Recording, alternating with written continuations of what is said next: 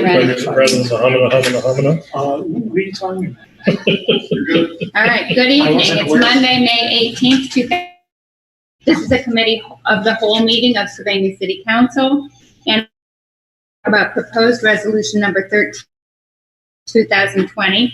And this is intended to be an opportunity for public comment, and I don't see any actual public visitors here tonight. I don't think they're correct. Okay. So present this evening are council members, myself, Mary Westfall, Katie Capolini, Mark Fry, Doug Hanum, Brian McCann, Lindsay Stow, Patrick Richardson. Also from City Administration, Kevin Aller, Leslie Brining, Chuck Silvernail, Bill Sanford, Sharon Bucher, and Mayor Stow have joined us. And guests, Danny Woodcock from TARTA. Hi, Danny. He's the board chair, so we're glad you're here. And also Russell Mills, who I think is from Bowling Green, probably. Is that right? Yeah. So that we did have a proposal that was emailed out to all of you. It was an analysis of the TARTA economic region, and it was prepared by, I think we do have some time to respond to, since there's no one here for public comment. We might have, if Russell's interested, he could do a quick spin through the proposal and give his high-level overview. I didn't prepare him for that, but how are you with that, Russell? Yeah, that works perfectly for me. I don't know if it would be good for me to share my screen with the folks online so they could see the presentation, or if that would work for you. If you can do that, that'd be great. I don't know if I'm able, but I will try. They've got it. A copy of it. Is that working for folks? It is. Okay, great. Let me full screen it. I think we're good to go. So thank you all very much for this opportunity. I've worked with Danny and Kim at TARTA for the last couple months, on how to present the information that we collected as part of the economic impact analysis of TARTA. So I'll give you a bit about myself and my team at the Center for Regional Development. We are sort of a research and technical assistance arm of BGSU. We have expertise in economic and community development. We're funded in part through the state of Ohio through the Rural University Program, but also through the Economic Development Administration at the federal level. We're one of their 50 university centers around the country who's funded to do analysis like similar to this, but also we do hands-on economic development work and strategies. You can see some of our key areas of expertise, including economic impact analysis. We work quite a bit on demographic economic data around the region, and some of you may have attended our State of the Region conference, which is one of the larger economic development events in the region. Before we begin, I wanted to mention the sponsors or who funded the economic impact analysis. So there were 5 organizations that were part of that, which was TMACOG, the Toledo Regional Chamber of Commerce, the Area Office on Aging, TARTA, and then the Holland Springfield Jets. So real high-level overview, and I can go through a little bit of the methodology if you're interested, if you have specific questions on specific figures. But overall, TARTA supports 414 jobs, roughly $17.8 million in payroll, and $52.3 million in the economy of the existing service region around the area. Interestingly, TARTA generates $1.75 million annually in tax revenues to the state of Ohio and local governments, in the footprint where it currently serves. And then, I think this is really, for me, was one of the take-home messages. For every $1 invested by taxpayers in TARTA, there's an economic impact or an economic return of approximately $3 across the region. Any questions thus far? I can just dive in real quick. It'll be very brief on sort of how we do this. When we calculate the economic impact for a public transit system, we try to be, our methodology is very conservative in that we look only for the direct things we can measure. So we captured 2 key areas. One was the operational activity impact, so sort of the number of employees that TARTA supports and the jobs that they have. And also the capital expenditures. So what are they spending on, buildings, equipment, buses, et cetera, that we have receipts for and can look at and see, okay, that was a tangible expense that was occurred within our region. We look at three key things, which I've already presented: jobs, payroll, and economic output. And this is where a lot of people get tripped up. So there's the direct impacts, which are those the payroll that's paid on a day-to-day basis, the capital expenses that are made. But then there's also what we call indirect impacts. So if TARTA purchases office supplies from a local company, chairs, desks, etc., for the office, or fuel, or a new bus, the suppliers that purchase the equipment to make those end products are what we would call indirect impacts, because they wouldn't exist if it wasn't for that initial purchase that was made, the direct impact by TARTA. Induced impacts are so really the indirect are measuring supply chain effects. And I think we're all a little more familiar with that now due to COVID-19 and some of the challenges we've had with accessing groceries and things. I think the average person's understanding supply chains a bit more. And so indirect impacts are measuring that. Induced impacts measure the recycling of wages, right? So when TARTA pays an employee wages, there's a direct impact. But then that employee then goes out and spends those dollars in the economy, whether it be at the local restaurants, at the local retailers. That additional purchase is what we would call an induced impact. Okay, and then finally we can assess the tax impacts out of that as well. So quickly, these were the inputs that we used for our model. We looked at TARTA's operating funding sources. Interestingly, TARTA is funded 44% by local funds, and only 3% by state funds, which is a bit different than most other transit systems around the country, and that in a lot of other places, state funding makes up a higher proportion of that share. Capital expenditures, which you can see, they fluctuate quite a bit. So what we did to estimate the annual impact was take the 5-year average of those expenses, because it wouldn't be prudent to estimate a $5.5 million expense in 1 year when that's very out of line with what previous years or similar years looked like. We talked a lot about what a multiplier effect is. You probably heard that term in economic impact analyses. What these are basically, it's a simple equation: the direct impacts, plus the indirect and induced divided by the direct.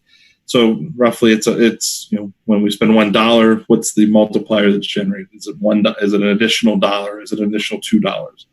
And so a multiplier of 1.5 would represent an induced and indirect that is 50% of that initial direct expense. And so here we broke these out, the results, to show, and I'll walk through this pretty quickly. Table 1's looking at, this is the economic impact of TARTA's operations. So directly, TARTA supports 306 jobs. But then those supply chain effects of purchases made by TARTA support an additional 62 indirect jobs. And then the spending of employee wages in the local economy supports another 44 jobs for that total of 411. And you can see the labor income, the value added, and the output that go with that as well. So, in sum, right, we're talking about $50 million that are supported locally by TARTA's annual operations. And again, I can't hammer that home. These are annual numbers. So every year, these are the impacts that we see. And what I did over here on the right is look at the top industries that are affected by TARTA's operations, right? So unsurprisingly, transit, right, and ground passenger transportation. It's always, whatever you're looking at, it's always going to be number one. But I like to look down the list a little bit, right? You see insurance agencies, brokerages, those, right, are obviously a lot of insurance activity from public transit system, real estate, petroleum, right, the diesel fuel that goes into operating the system, waste management, banking. So I think it's interesting to look at some of the downstream effects of what public transit supports. Also, right, you got your wholesale trade and some of the other industries as well.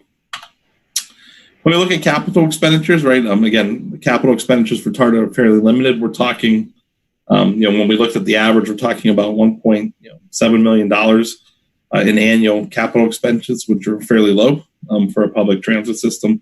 So what you're seeing is, right, if you reduce your spending, you also reduce your economic impact. And so when capital expenditures are low, you're going to see a low economic impact. And that's what we see here with roughly three employees supported in the local area. And again, you can see the breakout of those industries there on the right. And again, we get to the overall economic impact of 414 jobs supported with roughly $52.3 million in annual economic output supported by TARTA's activities. We broke out here by operations and capital expenditures, the estimated tax revenue that's collected at the state and local level. When the program we use is called Implan, and it's probably one of the top 2 or 3 economic impact modeling software systems. When you start really getting at the granular level, it's really difficult to measure these, the tax increments of where they're going, right? When we're measuring across a service area with moving buses, right, it's very difficult to know exactly how much money is staying within Sylvania versus other municipalities across the region, the city, etc. So, but we do, because of the way that their model works and the sort of the receipts that they collect, we have a good estimate of what that tax collection is on the whole. And so that's how we can come up with the 1.75 million in annual tax revenue. We did a simple ROI analysis to get that, for every dollar invested, we get $3 back in economic impact. So basically what we did was take the economic impact from the investment, which in this case, the initial investment is what TARTA, what the taxpayers in the region invested in TARTA, which last year, between capital expenses and operating expenses was roughly $13.2 million for the local taxpayers. And we, obviously subtract that from the total economic impact of 52.2 and then divide, right? And that will get you the roughly $3 investment. So for every dollar the taxpayers are putting into the system, they're getting roughly $3 back. Sorry, that's my team at the Center for Regional Development, and I'm happy to answer any questions you may have about some of the figures or numbers that we have here. Thank you. Thank you very much, Russell. I think that was helpful. It was helpful to get that information in advance. I think all council members had a chance to review it and kind of digest it a little bit. Just for my benefit, though, could you repeat to me how you calculate the indirect and the induced amount? Yeah, sure. So indirect is, again, I think the easiest way to think of it, supply chains, right? So if we, let's say that, I like to use the example of a desk, right? TARTA purchase, and having visited the offices recently, this would be a prudent purchase. So let's say that Kim goes out and buys some new office furniture for the staff, right? So when that initial purchase of the desk is made, that's the direct impact. But then that supplier, okay, let's say that they're a local office supply company. They then go out and make a purchase of additional inventory of additional office supplies for them. If they go out and buy a new delivery van, those would be the indirect impacts of that initial purchase, right? Whatever proportion of it is. Okay, so let's say that the office furniture purchase that TARTA made was $100,000. That's the direct. But then the company goes out and makes an additional $20,000 well, that's probably very high. Let's say $2,000 in purchases to support that $100,000 purchase. That would be what we would capture as the indirect. The induced is if I were to make, let's say take my paycheck this week, if I'm a TARTA bus driver, would be $2,000. I then take that check and I go, let's say well, in this environment, I go pick up, dinner somewhere, right? I would say Fifth Street, but I know that's probably a sore subject with Sylvania. So, but if I went to another restaurant in the region and picked up, dinner, that transfer to that restaurant, that recycling of that dollar in the local economy is what we're capturing in the induced impacts. Does that make sense? It does. And in fact, I couldn't see part of the diagram, which is why I think I got myself mixed up, but I have the hard copy here, so that helps. So really, TARTA employs 306 direct employees. Correct. Okay. And that's full-time equivalents, right? So it may be a different, right? If Kim was like looking at the number of employees they have, they may be different than what that number is actually representing. Yep. Okay. Any other questions from any other members of council? I had a question. Is there anything that you guys have seen in the numbers as far as the ROI, how it affects like a metropolitan downtown area like Toledo compared to a suburb like Sylvania? That's a great question. We haven't done that type of analysis, but I know those exist, right? I would say anecdotally, without having done that kind of quantitative analysis, right, that you're, wherever you have a higher concentration of, and remember, right, what we didn't capture here, and I think this is important, we didn't capture in this quantitative analysis the jobs that are supported by having transit. Okay, so I would keep that in mind, right? I mean, to me, that's the unquantified impact here. This is a conservative analysis, just looking at what TARTA spends and how that affects the local economy. But to your point, I think if you did a broader and a deeper analysis where you looked at what kinds of activities are supported, right? What service, what's the impact of having theoretical bus service from Sylvania to the Mud Hens game, right? What kind of economic activity would that generate, right? Or would having bus service to the airport, would that make an economic impact, right? Those would be pieces you could quantify in and of themselves. My overall take-home message would be that I wherever you have larger employment centers and higher potential for ridership is where you're going to see more economic impact from public transit. But I know there are studies that look at compare and contrast suburban versus inner city metropolitan commuting type bus services and their economic impacts. I have seen those. Thank you. Any other questions for Russell? Thank you very much for your time today and your presentation and your efforts. We appreciate them. Let me share with the group, I neglected to mention in the beginning that Kim Dunham did indicate that she had a conflict with another one of the outlying communities tonight at 7 o'clock. So she was sorry she could not be here, but we do have Danny here. I don't know if there's anything you'd like to say, Danny, or if you're... Yeah, appreciate everyone's time tonight. And Dr. Mills, I appreciate you joining us again. It's good to see you, even from afar. Thanks for the dig on our office chairs. I appreciate that. I do have a very short video that we had our team prepare with Laura having just joined us. We're starting to whiteboard all of the ideas that we really want to put forward as we start to reimagine what that transit system might look like. So I'm going to share my screen and play that for you right now, answer any other questions you guys might have after that, from that. And Russell, please feel free. You don't need to watch this video again if you don't want to, but I do appreciate seeing you. Let's see, Chrome. Here we go, share sound, great. Now I hope this works. We tried it beforehand. Give me a thumbs up if this audio is working. We're reimagining TARTA and excited about the opportunity to move the system and our region forward. Today, we find ourselves at an important crossroads, giving us an incredible opportunity to reinvent together. Our community, customers, and businesses need a public transit system of the future. Currently, TARTA runs on a hub-and-spoke system. That means every fixed route line comes in and goes out of downtown Toledo, requiring riders to transfer. This model no longer fits our community's transportation needs. In addition, our region is preparing for... I'm sorry, someone doesn't see the video? We all don't see it. Can't see it. See it right Oh man, maybe it's because I full screened it. I'm so sorry. No, Danny, we see your music player. Okay, that's helpful. All right, I'll try again. Thanks. Good taste bud. Chrome, let's try this. Now? Looks See it like up in it. the top. Yeah, it looks like it. We're reimagining How TARTA about that? and excited about the opportunity to move the system and our region forward. Today, we find ourselves at an important crossroads, giving us an incredible opportunity to reinvent together. Our community, customers, and businesses need a public transit system of the future. Currently, TARTA runs on a hub-and-spoke system. That means every fixed route line comes in and goes out of downtown Toledo, requiring riders to transfer.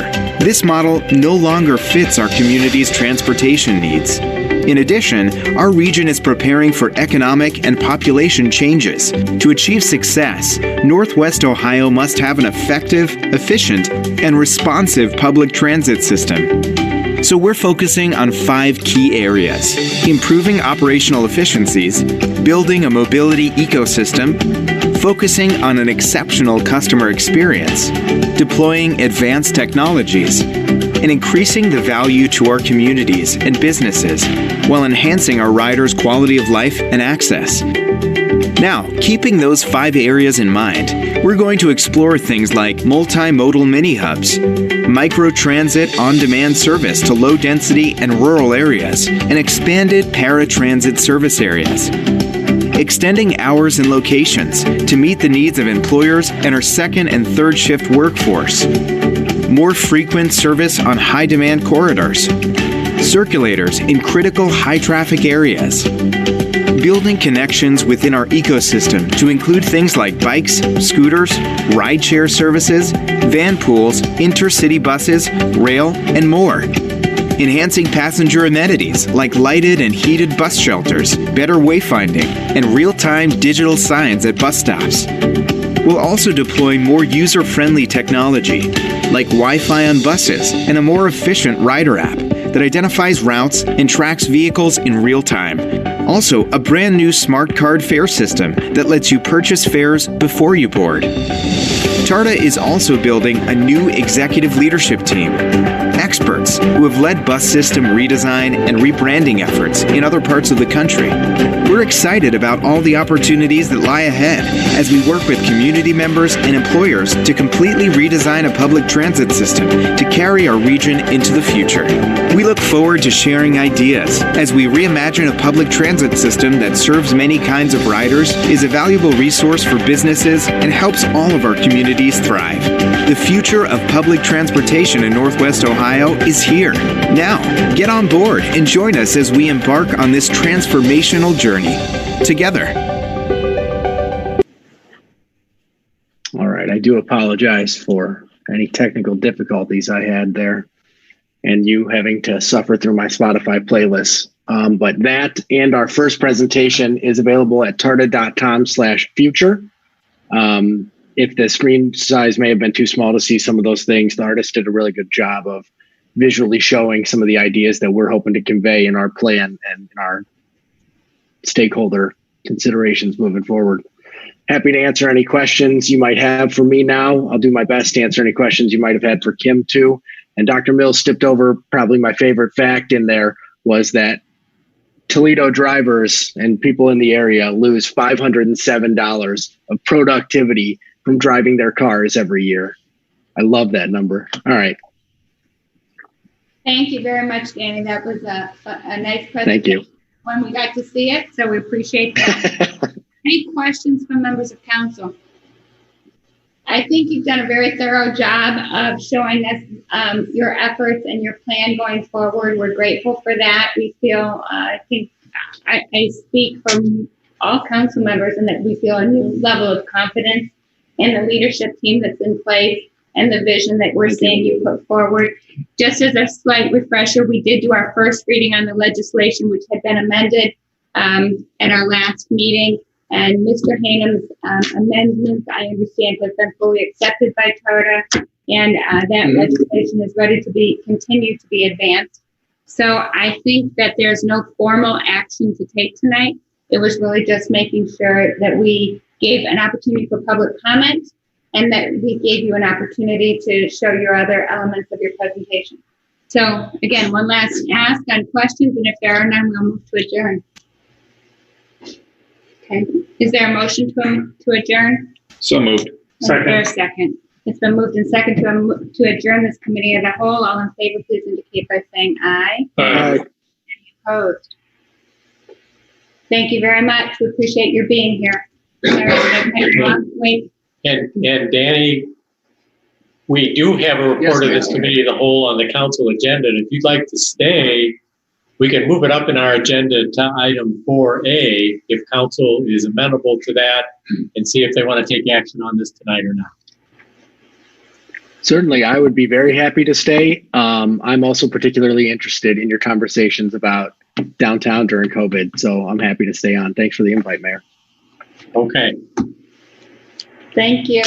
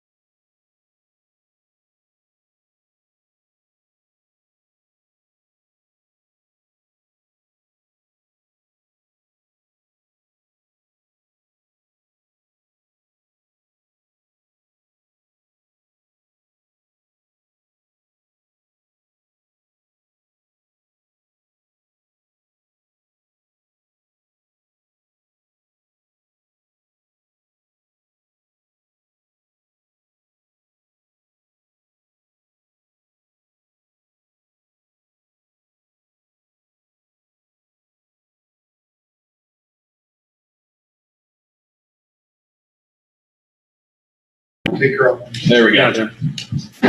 Okay, I'll start over. I call this meeting of Sylvania City Council for May 18th, 2020 to order. Will the clerk please? Mrs. Cappellini, Here. Mr. Fry, Here. Mr. Here. McCann, Here. Mr. Richardson, Here. Ms. Stowe, Mrs. Westfall. Here. All 7 members are present, with 4 of us in person and 3 of us via Zoom, but a quorum does exist. We'll move on to I will state there are no visitors in the house tonight. We do have staff members sitting out there. With that, let's move on to the Pledge of Allegiance, this meeting led by Mrs. Westfall. I Pledge allegiance to the flag of the United States of America and to the republic for which it stands, one nation, under God, indivisible, with liberty and justice for all. Additions to the agenda. I've got a couple changes to mark down. I would like to move agenda item 17A2, which is the TARTA Committee of the Whole meeting we just had, up to agenda item 4A, to see if council would like to take any action on that tonight while Mr. Woodcock is still with us. I've also been informed that agenda item 13 off of the agenda tonight, and we will bring it back at the forward. Mrs. Westfall. Mr. Mayor, we did, no, I think you addressed it. Mayor. Any additional items from members of City Council? Hearing none. Mr. Sanford? Nothing, Mr. Mayor. Mr. Schroyer? Nothing, Mr. Mayor. Mr. Schroyer is in the house, as is Mr. Sanford. Chief Snorer is here. Mr. Mayor. Mr. Aller is here. Nothing, Mr. Mayor. They're not on camera. They are sitting out in the green seats. And Mrs. Brining is over there. Nothing, Mr. Mayor. All right. If there's no changes, is there a motion to approve the amended? So moved. Second. Been moved and seconded to approve the agenda as amended. All in favor say aye. Aye. Opposed? Hearing none, the agenda for this evening's meeting is approved. Moving on to agenda item 4, which is approval of meeting minutes from our last meeting on May the 4th. Mrs. Westfall. Thank you. Excuse me. Thank you, Mr. Mayor. I'd like to move approval of the City Council meeting held Monday, May 4th, 2020, as submitted. Second. It's been moved and submitted to approve the meeting minutes as submitted for our May 4th, 2020 meeting. All in favor say aye. Aye. Aye. Motion carries, and those meeting minutes are approved. Item 4A, which is discussion or report of the Committee of the Whole meeting held tonight, discussing Ordinance 13-2020 and the TARTA presentation. Mrs. Westfall. Thank you, Mr. Mayor. Yes, we did have a Committee of the Whole meeting tonight on May 18th, 2020, beginning. And the topic was proposed resolution number 13-2020 about a TARTA presentation. Our primary focus for this meeting was to have it open and available for public comment. All members of City Council were present. Many members of City Administration were present. Also, we had guests, Danny Woodcock from TARTA, who is the chairman of the board, and Russell Mills from Bowling Green State University. They were here to respond to questions and to make a few presentations. Dr. Mills from Bowling Green presented a PowerPoint that we had all received copies of in advance to the 2019 Impact Analysis Study for TARTA. And this PowerPoint really focused on addressing the economic impact of TARTA operations on the service region. So it was quite informative. And then Mr. Woodcock came along and showed us a PowerPoint, some more of the vision and opportunities that they are anticipating will be available as the TARTA, forward with its next plans. So with that, there were no real questions, and we moved to adjourn the meeting at 7:20.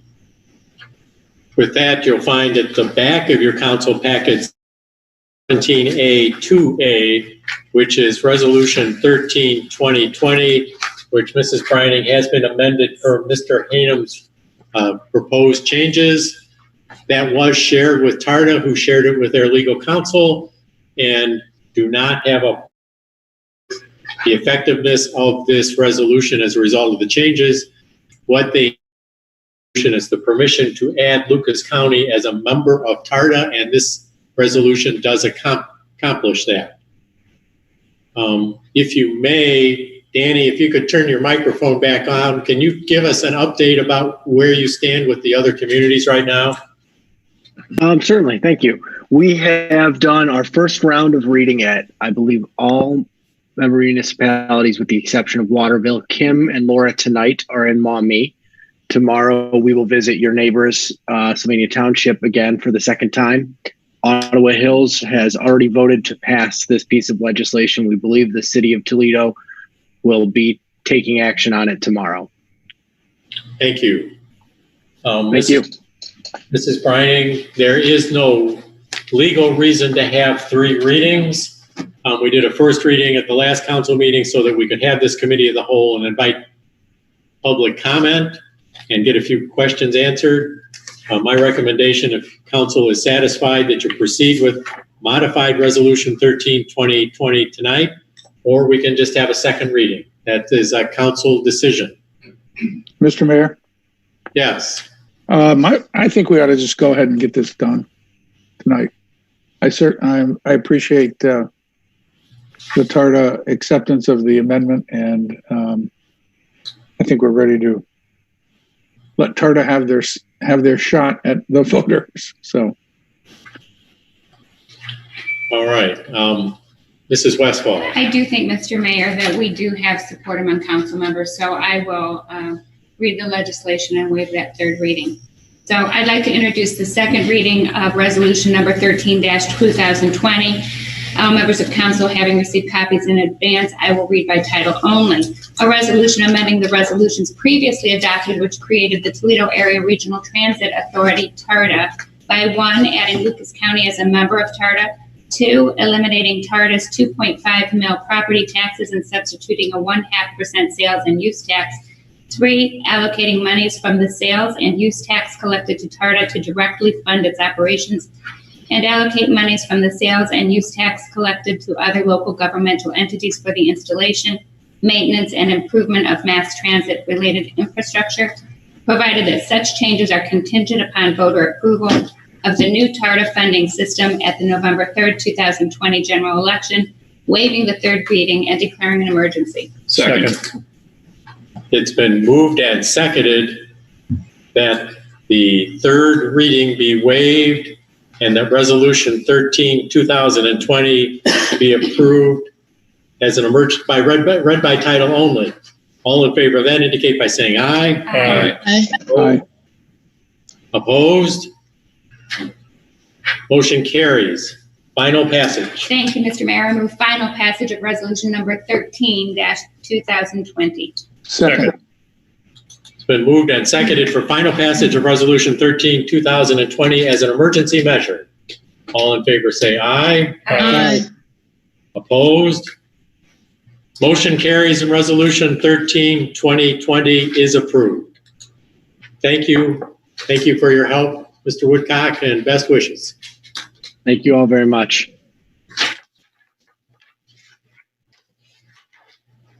With that, let's go on to our every 2-week COVID update for you. Events seem to move pretty fast on this. It was a lot of changes for the city to shut down and go on to its platooning system. Are back at full strength in the city departments. City Hall remains locked, but is open. We are open to meeting with citizens as necessary. to resolve any issues or problems. We meet with them outside for water applications or for zoning permits, anything like that. And I have, in the mayor's office, not receiving any complaints from our residents as a result of that, nor am I getting complaints from our employees about our operations at the moment. We are trying to comply with DeWine's directives as we move forward. I'm sure you're all aware that Friday evening, the Dora was reopened downtown. They took a bike ride through downtown on Friday, and it was pretty popular. I can tell you I was a little dismayed with the lack of social distancing, and I'm not sure I saw a single face mask on anybody standing outside downtown. There were a lot of people in the mini park. I assume nobody was holding a Dora cup. I couldn't really tell, but there were a lot of happy people in the mini park. The inside the 5 outside patio was packed as it should be. And things seem to be waking up in our community again. The Chamber of Commerce is helping our businesses or its member businesses reopen by making PPE kits available for its members to purchase, signs that could be posted on their doors saying that requirements of the state of Ohio's reopening provisions. There will be issues as we go through this, and we're going to talk about them. As I'm going to let our department heads go ahead, and then you'll see next in the agenda discussion and a temporary street closure discussion.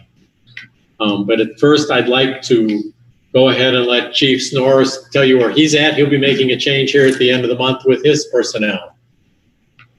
Chief's got to come around and be on camera.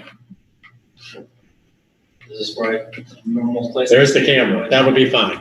Okay. Is he near a mic? Does this mic work or? Yeah. Can you hear the chief? Can you hear me?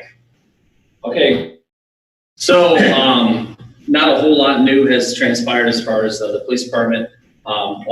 Between the 29th and June 1st, 29th of this month and June 1st, we will have all of our people back on a regular schedule. We did on our 3 on 3 off temporary schedule for a couple of weeks longer than the rest of the city, just to see how things would step back down for manpower, given the size of the police department and our 24/7 operations. If we were to lose a few officers, it would drastically affect our operations. So we wanted to try to limit the exposure as much as possible. But all signs are indicating we should be able to be back to our regular schedule here very soon. As far as calls for service, that sort of thing, traffic accidents are still down. Most things are down across the board. We did notice more activity downtown, but we don't have any reported issues. So we did have one officer retire. Today was his last day. I think his official last day on the books is Officer Pooley. Officer Kevin Pooley was our dare. His last assignment here was dare officer. 28 years of service, so he has decided to retire. So that's another consideration we're keeping in mind. We still have one officer who's on light duty, Officer Russell Hoff, who was injured in an accident. His car was struck by a motorist about 3.5 weeks ago. He's hoping to return to full duty in another week or two. We're working with his doctor to make sure that his return to work is appropriate. So we are a couple officers down right now, and so we're being very careful about exposure. No officers are being isolated or quarantined or been reported to be no one's in quarantine or COVID-19. isolation right now. I believe I saw in the local media that Toledo has one officer that's been identified as positive. Correct. Our fire department, I'm not aware of any of them. Actually, there have been a lot of people isolated, right, but not much in the way of cases. So. Right. Sylvania Township had one officer who had tested positive, but that was at least 3 weeks ago. I believe he's recovered. Okay. So, any questions for the chief? Yeah, Chief. Yes. Is there any plans to do any more hiring of officers this summer or on the horizon at all? We're trying to establish a list. There'll be something coming out soon about our new. We've tried to enhance some of our recruitment, and we're hoping in the next 30 days to actually post a list to the National Testing Network, which is Okay. And that's to replace the retiring off.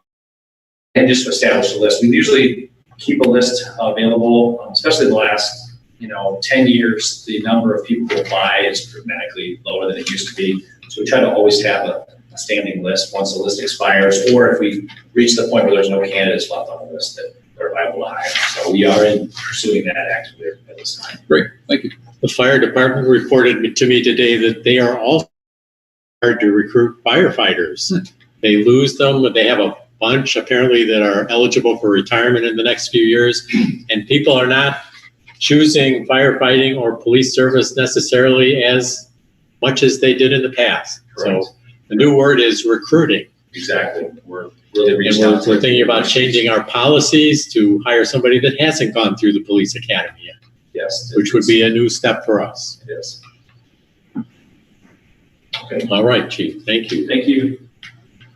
Let's move on now to our Public Safety and Service Director and our liaison with the Lucas County Emergency Operations Office, Mr. Aller. Thank you, Mr. Mayor. Just to add on a little bit to what the chief mentioned in response to the question, we had one officer that retired, and we actually have about 6 or 7 more that are eligible to retire. They could walk in tomorrow and say I'm retired. So without developing that list, and that would obviously. So that's pretty significant. Yeah. If 7 in the next month or something, Yes. that would be. We're not anticipating that. Yeah. None of them have indicated that they're considering it, but the potential is there. So regarding coronavirus issues, everybody is back to work 5 days a week and coming in the office. If we are around other people in close distance, then we're wearing a mask. Most of the time we are separated. In our office, the 6-foot separation is not that difficult to be able to maintain. So most of the time it's not an issue, but you do sometimes have to walk through certain areas and that kind of stuff. Employees are actually happy to be back for the most part. I'm sure there are some that aren't, but for the most part, they had enough of the every other day mechanism and are happy to be back on a full-time basis. As the mayor indicated, we're not catching any phone calls from the general public as to problems that are going on or things we're not being serviced or something like that. So I credit the staff and the field staff, office staff for handling those things and making sure that people were being provided the services that we've always provided. It was done in a different manner, but we were able to get it accomplished. And I don't feel that we dropped off our level of service to the public in any way. A couple things that we did end up having to cancel and/or postpone, I should say postpone, is the unlimited pickup that was originally scheduled for the first week in May, and then the shred day that was originally scheduled for mid-April on a Saturday. We are in the process of getting both of those items rescheduled. The unlimited pickup, we will have a notice. We hope to have a notice on the utility bills that go out this month. So the first part of June, everybody should get notice on when that's rescheduled. We have it pretty well locked in, but I don't want to put that out there yet in case something doesn't go as planned with Republic. But we're 99% sure that we've got a rescheduled date for that. So. And then shred day, we're working on that one. That one's actually probably going to be a little later. That might be in like the early fall for a reschedule on that. But we do plan on having that rather than not wanting to go. That's a popular event. That's the company that comes in for that. It's their largest collection. We have a number of cars that we channel through there in a day is unbelievable. So those will be rescheduled. We're have our eyes and ears open for masks and disinfectants and things of that nature. There are several organizations and associations that are, grouping the mask provisions as a whole.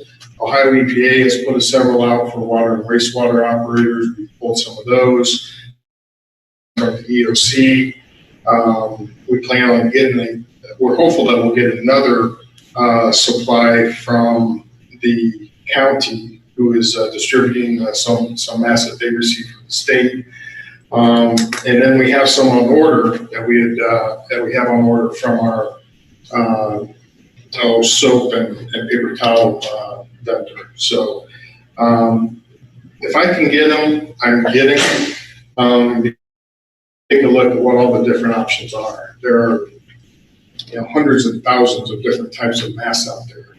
And, some people are going to like this kind, some people are going to like that kind of stuff. So if this is going to be an ongoing issue, we want to make it as comfortable as possible if we have to. So if we can get them, I'm getting them, and that way we can see what kind it is. But all in all, I think things have gone well. But I'm glad we're getting back to somewhat normalcy. So. Thank you. Any questions?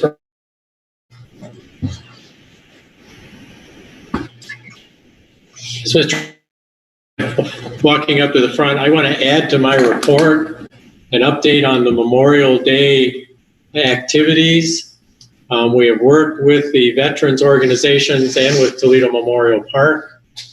And for your information, you already know this, there will be no Memorial Day parade. The schools are closed, no bands. We can't have that many people along Main Street.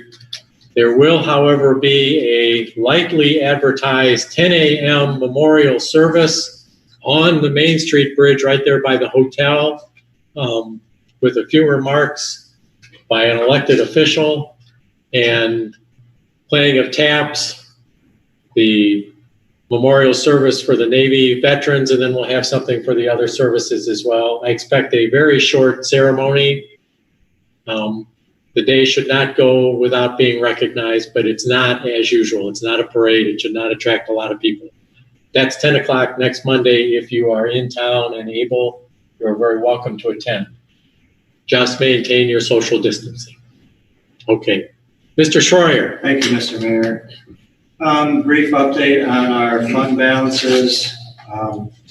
General fund balance through last Friday is just over $5 million. We began the year at $4.8 million. Anything that's over $4 million at the end of the year will be transferred back to the capital improvement fund. Part of that audit finding on the transfers, the reverse way, to accomplish that. That is to take down the audit amount that was brought to our attention several years ago. Correct. Right. As far as the capital improvement fund, 9.9 million. We began the year at 10.9 million, but $1 million of that, $1 million hasn't been spent for projects.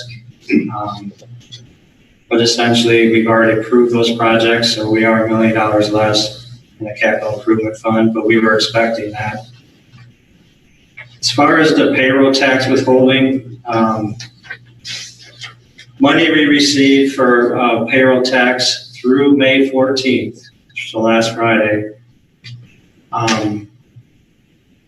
for the month of April, when everything was completely shut down, we received $160,000 less than what we received in 2019 for those same 14 days through May 14th.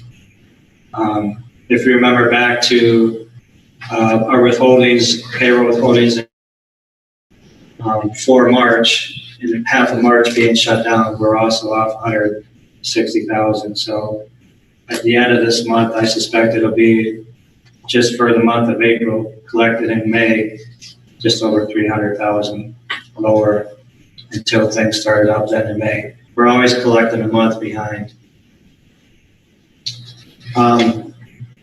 There's some difference of opinion out there. The Federal CARES Act It allows municipalities to be reimbursed for safety, wages, safety forces. They specifically say that police forces apply to that. The catch-all for us though is it has to be for wages that weren't in the original budget. And we haven't had any of those. We don't anticipate any of those. So there's a difference of opinion out there. Senate Bill 310 that was passed, Lucas allocating $525,000 to the city of Sylvania. But there's still that difference of opinion on whether we can use it for police wages. I've asked our labor attorney to look into this to get opinion on it. It really is a legal document. We don't have any significant other expenses that we but nothing significant. But the payroll for this police department would be significant. We've read out there that Toledo expects to get their money that way. But I think we're just going to wait and get an opinion from our labor attorney. It's the same labor attorney that handles all our union negotiations. And he's going to get back. We'll have something more to report on that soon. Are there any questions on any other parts of the budget or balances? So Toby, I had a couple questions just to make sure that I'm clear.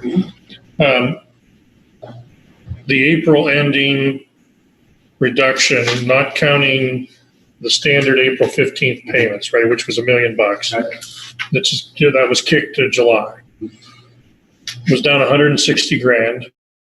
This was a 2-week look, right? Yep. And we're down another 160 grand versus last year. And your anticipation is that when we get to the month end, that number will effectively double. It'll be over 300, yes. So I know I'm asking you to crack open your crystal ball. Maybe crack isn't the right ball, but with things starting to open back up, would you anticipate that starting to reverse, or would you expect that that's going to continue? I think the collections in June for May will still be down because the first part of May was still kind of shut. I suspect June is still going to be a bad month. Once everything's up and going, we don't know for sure if everything's going to be going full, if everyone brought back all their employees or not, but it definitely should reverse itself and get more towards normal, but I would say normal. No. Okay. But so basically through the end of this month, we'll be down 500,000 total. Mm-hmm.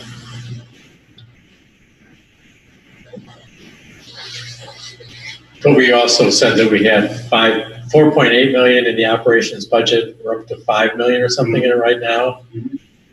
Remember, the first 3 months of the year were really good months. We did really well, so we were doing better than what we had budgeted. So looking into that same cracked crystal ball, are we in a cash flow problem with $5 million in the bank or so today to make it through the end of the year? No.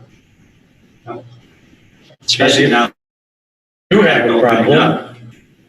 What are our ways out? Because we're not allowed to take money out of the capital improvement fund unless the state of Ohio, apparently, which I think has been talked about, but that $10 million, $9.9 million in capital can only be spent on capital by current law right now. But if it gets that bad, we're going to spend money out of the capital and ask permission later. The only thing that can significantly affect the operation, the general fund, is wages. Which some communities have taken action on. City of Toledo's furloughed people, laid people off. I read in the paper today that the city of Maumee is laid off too and giving everybody a 5% pay cut. I'm not sure why they're being that responsive. Have we heard about anybody else taking actions like that? I have not. And one thing that we were kind of set up more for this maybe than other communities were the changes that we had made over the last 7 years, where we really cut staff significantly. We downsized significantly. that could be part of it too. These other communities just didn't do that or didn't feel the need to do that. And so the fact that they're people off or eliminating jobs, that's something we've been doing for 7 years now. So. One more question. A few years ago, we changed the income tax formula, and instead of putting a third, I believe, of the income tax into capital, we're now put a sixth of income into capital. We could, by council action, change that in a pinch if we had to for a while. Yes, it just takes council vote. Yeah. Okay. Very good. Questions of council members for Mr. Schroyer? Mr. Mayor? Yes. Toby, the $1 million that we didn't collect on April 15th, that's a delay in receipt, we expect, correct? Yes, we're expecting to see that in July, yes. Okay, but the $500,000 number you just mentioned is money that you don't expect we'll get. Is that correct? We will not get that back, correct? Absolutely, for sure, we won't get that back. Because that's lost economic activity during the shutdown. Yeah, that's the payroll tax. So obviously you can't retroactively hire the people back. So yeah, we will not get that money back. And I just want to comment on the auditor's finding. It's the finding about our use of our capital funds and the fund that while we are complying with that finding, we never accepted it. And in fact, maybe Leslie can remind us, but I believe we have a request for an attorney general opinion on that, which we still don't have a response from the attorney general. That is correct. And the current attorney general is the state auditor that signed the ruling against us. So, but my point is, we still have, we've never accepted that finding. And as a city, we've requested a better interpretation of the law. I read Leslie's work, and it was, and she was right on this one. So we do have that to fall back on as well. Toby, are unemployment benefits taxed at the local level? Let's check on it. I'm not positive on it. We don't have anybody. Obviously, we didn't lay anybody off, so we don't have that. Oh, but we received income taxes from the general public that if there's retro to when this began, that if the filings. It's a good question. I'll have to check on it. I honestly don't know that. One thing about this is separate for unemployment, though. We are self-insured for unemployment. So anything that if we do furloughs or we do layoffs, it's not covered by insurance. So if it would ever come to something like that, which I'm not anticipating, unemployment is not the best situation for us because we're self-insured. A lot of these, the federal government made it such a good thing to get beyond unemployment. But for the actual company, if you have insurance, it's a great thing because then you don't have to pay anything. But we are self-insured, so we'd have to pay furloughs or anything like that. But I will employment for check with our tax department and see what they say. Thank you. Thank you, Toby. All right, Mr. Sanford, Economic Development.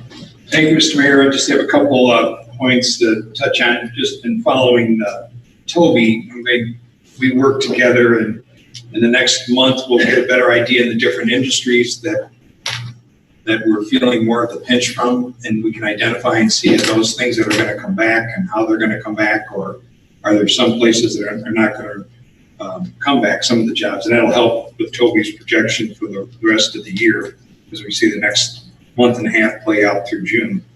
A lot of the small industries, that I think really got hit hard, like the restaurants, and the salons. We have a lot of salons in our community. They just opened back up. The restaurants, for the most part, been going on with some of the carry out, but they'll be starting to open it up again. It's coming. Those that had patios could go last weekend and this coming weekend. So we'll just continue to monitor that, how this all comes in and report back.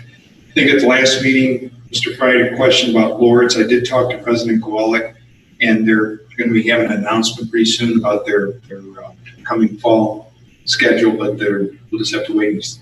I think it's what their plans are, but their announcement to do that. It was good talking with her and see what they've got planned going forward. Spoke last time about the Marathon Golf Tournament. They are going to the state this week, and I with the people, and they're really going on with a high-level pitch to the governor to get the Memorial Tournament in Columbus, our tournament here. There's a senior tournament in Akron.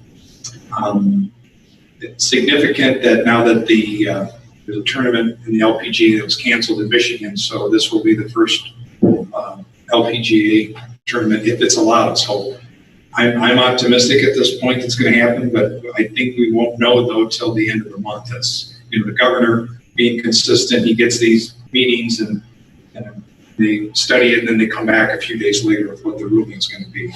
So I'm just hopeful for that happening. We are going to have a farmer's market. It was questioned, but the DSA looked at it. They voted to move forward. It's going to be in a parking lot. They're deciding on which parking lot.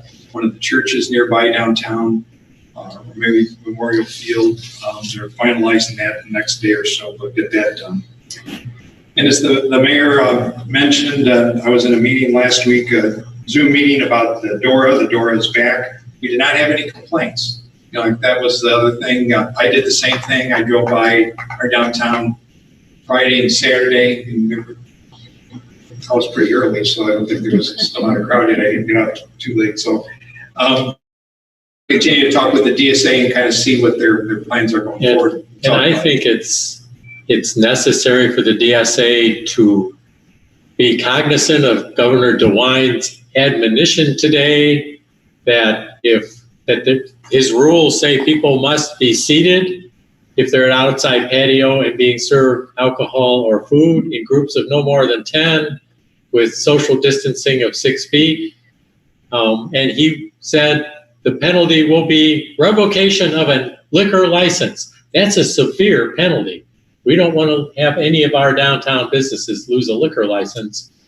But we are confusing because how does that work with the DORA?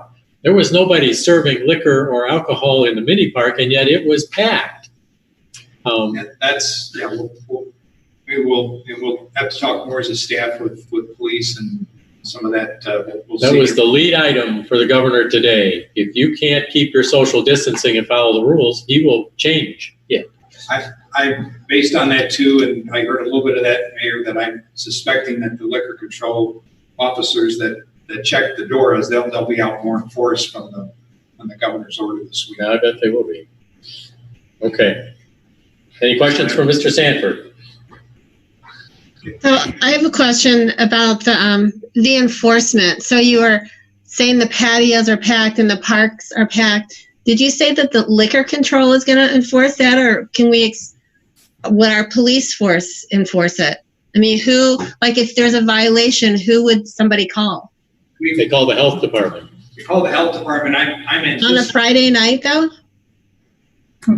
Yes. When there's a liquor, if you remember, this quite a while ago that there was a case with.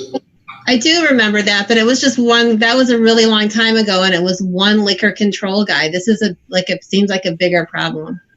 Well, I think what the point is, we're talking about two different things. That if there's a DORA issue and a complaint, I think based on what happened across the state, the governor, they're going to send out the liquor control people to look at DORAs. I'm just thinking that's going to happen.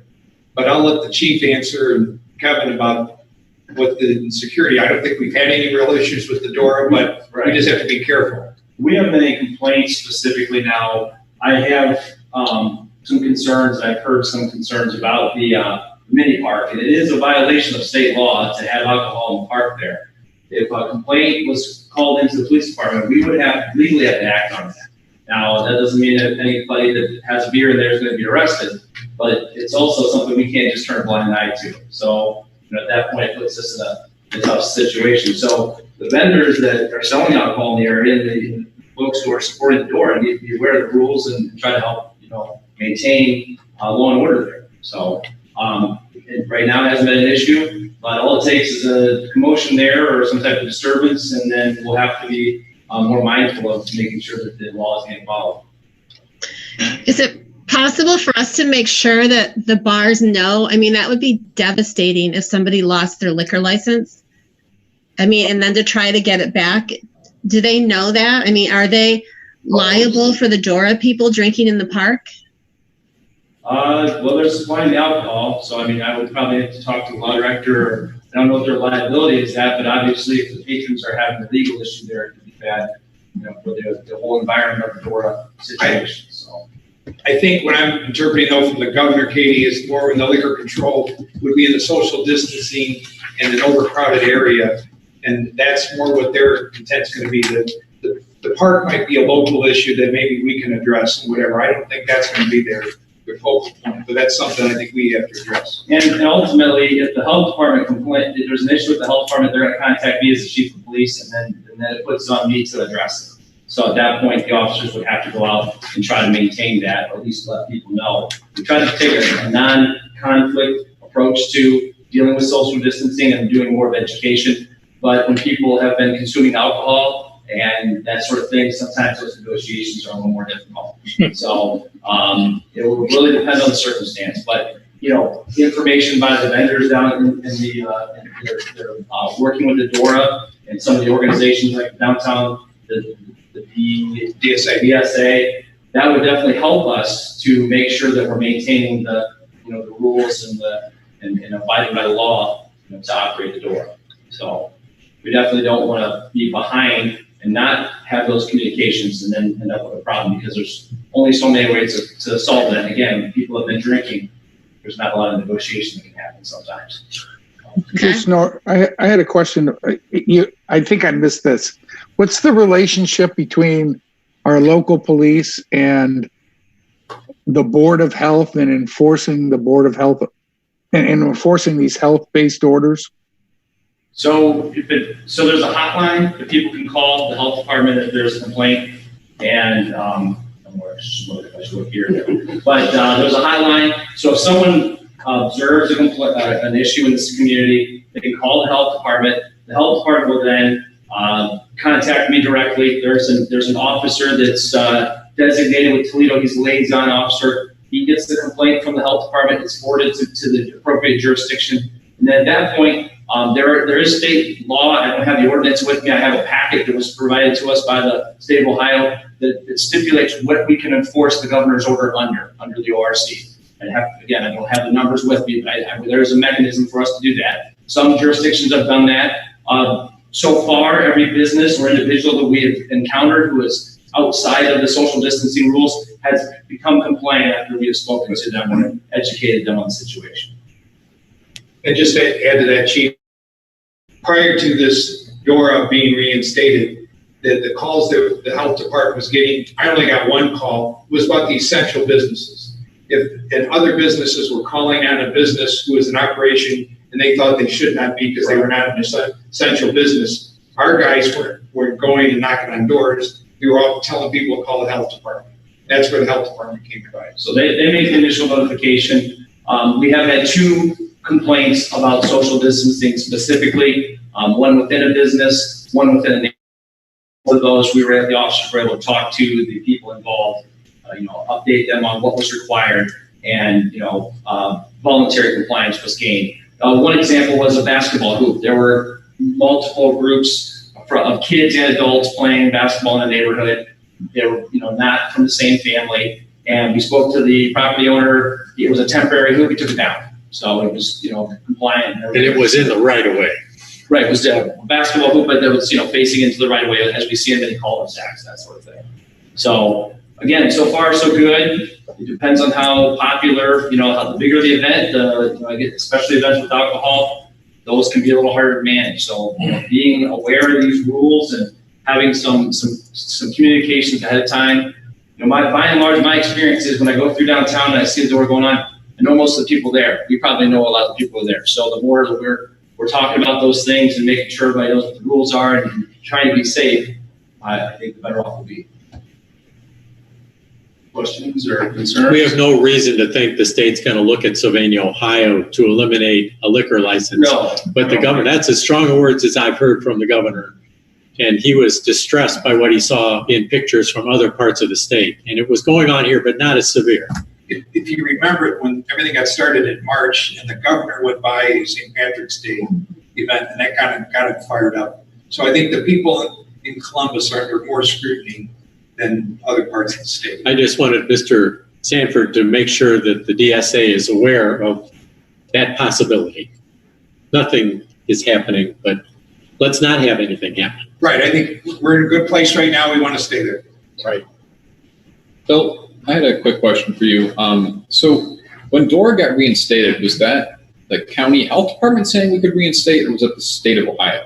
The state of Ohio. So when they said we can reinstate, they said we could do it from noon to 10, which is not the same hours as our original thing. So I guess from a broader standpoint, maybe even outside of the realm of COVID, did the state always have the capability to amend or adjust what we passed as legislation here, or how did legally? The governor has the authority to do anything he wants to now, Patrick. Didn't you know that? Apparently, that's kind of where, I guess, and maybe this is a question for Leslie. Where does legally can they supersede what we passed as a? Right. It came down. It was blanket across the state. It was by the. So if we had passed a resolution that said it was from 5 p.m. to 7 p.m., that blanket decree would have increased our DORA?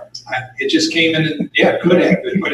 And again, he said, if you have a DORA, if you're going to reinstate, these are the rules you got to follow. And there was a list of 5 or 6 things, and it said the hours for everyone, and they didn't want you going. Patrick, the reverse. I don't think it would have expanded hours. The governor also always says local communities have the right to have more stringent requirements. Sure. And he said that again today. So. I just from a legal standpoint, where does it stand with them being able to do that? Must be a health determination, just like it was everything else. That was included in Dr. Amy's original order, shutting down the DORAs. And then the reopening of them was also included in that, in the hours. And certainly, I think we still have our ability, if as a city council you decided that you weren't comfortable with having the DORA yet, you could have said, we know the governor said this, but we're going to temporarily freeze ours. But what you just said, the reverse happened, was that I think it was Loveland that had a very restrictive. So then the council met and expanded to coincide with the state. Yeah, I read that. So. Okay.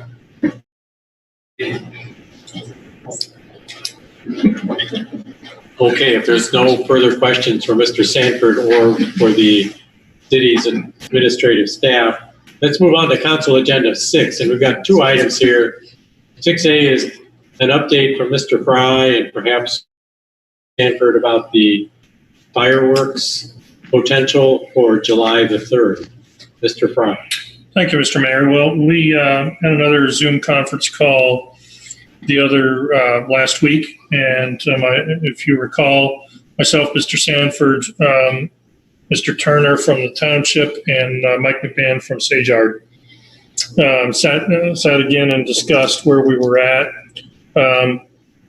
We have been trying to figure out a way, as I mentioned a couple of weeks ago, to give us as much time as possible to let the air clear to see whether we have any more clarity from the governor or from other communities. I think you all saw that City of Toledo announced that they weren't going to have theirs. I don't know that their community necessarily is the same as ours. We had some long conversation about certain, almost for definitely not doing it at Centennial Terrace, but the possibility of still holding, because you could still look at Pace Center Park. There's lots of green space there, and social distancing would still be possible based on the amount of parking.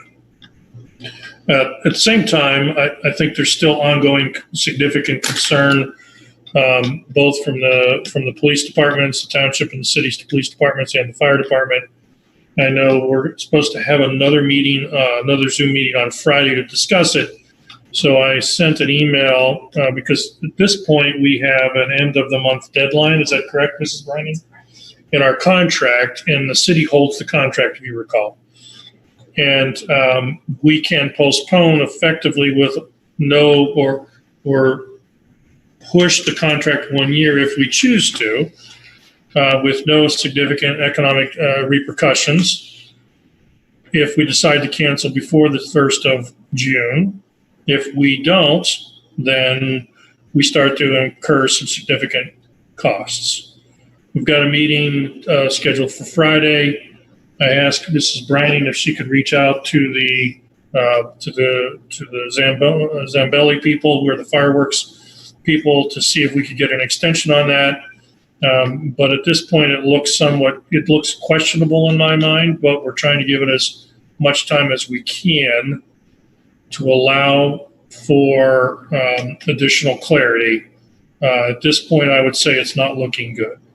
That we probably are, if I were guessing, I would say we're probably going to end up postponing it, unfortunately. But we're going to have another conversation on Friday, bring a recommendation back to the mayor and the administration on how to proceed from there.